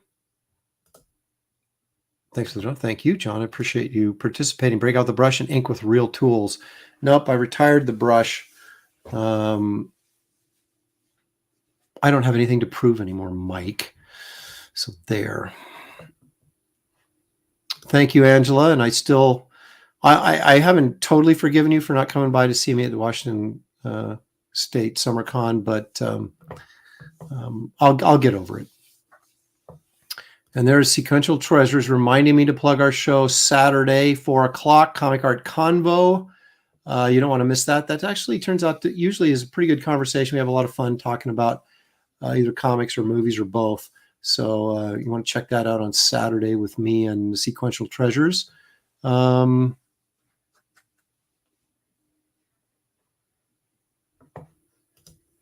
buys that wraparound cover is going to have a great piece to display. Thank you very much, old man. I appreciate that. Okay, Angela. Well, at least I know you didn't go. You didn't just snub me. You were there and you didn't snub me. So that's all I care about. All right, guys. Thank you again for joining me. And we had a nice conversation, some nice drawing, some good fun. I'm going to go eat leftover pizza from last night because that's a great lunch item. So anyway, I'll be back sooner than you think. I might draw stream again tomorrow. In fact, I just might do that because I have this pinup piece for the CG Vacation book, and I want to kind of get it done before the Diaz brothers are on Sunday, so we can show that off and help promote their book. So you want to check that out as well. There's a lot of there's so many good projects on Indiegogo right now. It's impossible to list them all and name them all, but I would appreciate, and I'm sure all the creators would, just take the time to go to Indiegogo and start checking out and see what's there. And there's actually some stuff floating around on Kickstarter too. I did a cover for John De La Rosa's book. I got to get him on too to promote that. I can't even remember what it's called now. That's terrible. That's terrible promotion, but I did do a cover for it. So anyway, guys, I will, you keep your eyes peeled because I'll be back before you know it. But again, thank you for joining me. I appreciate it. Have a wonderful rest of your day, and we will see you soon.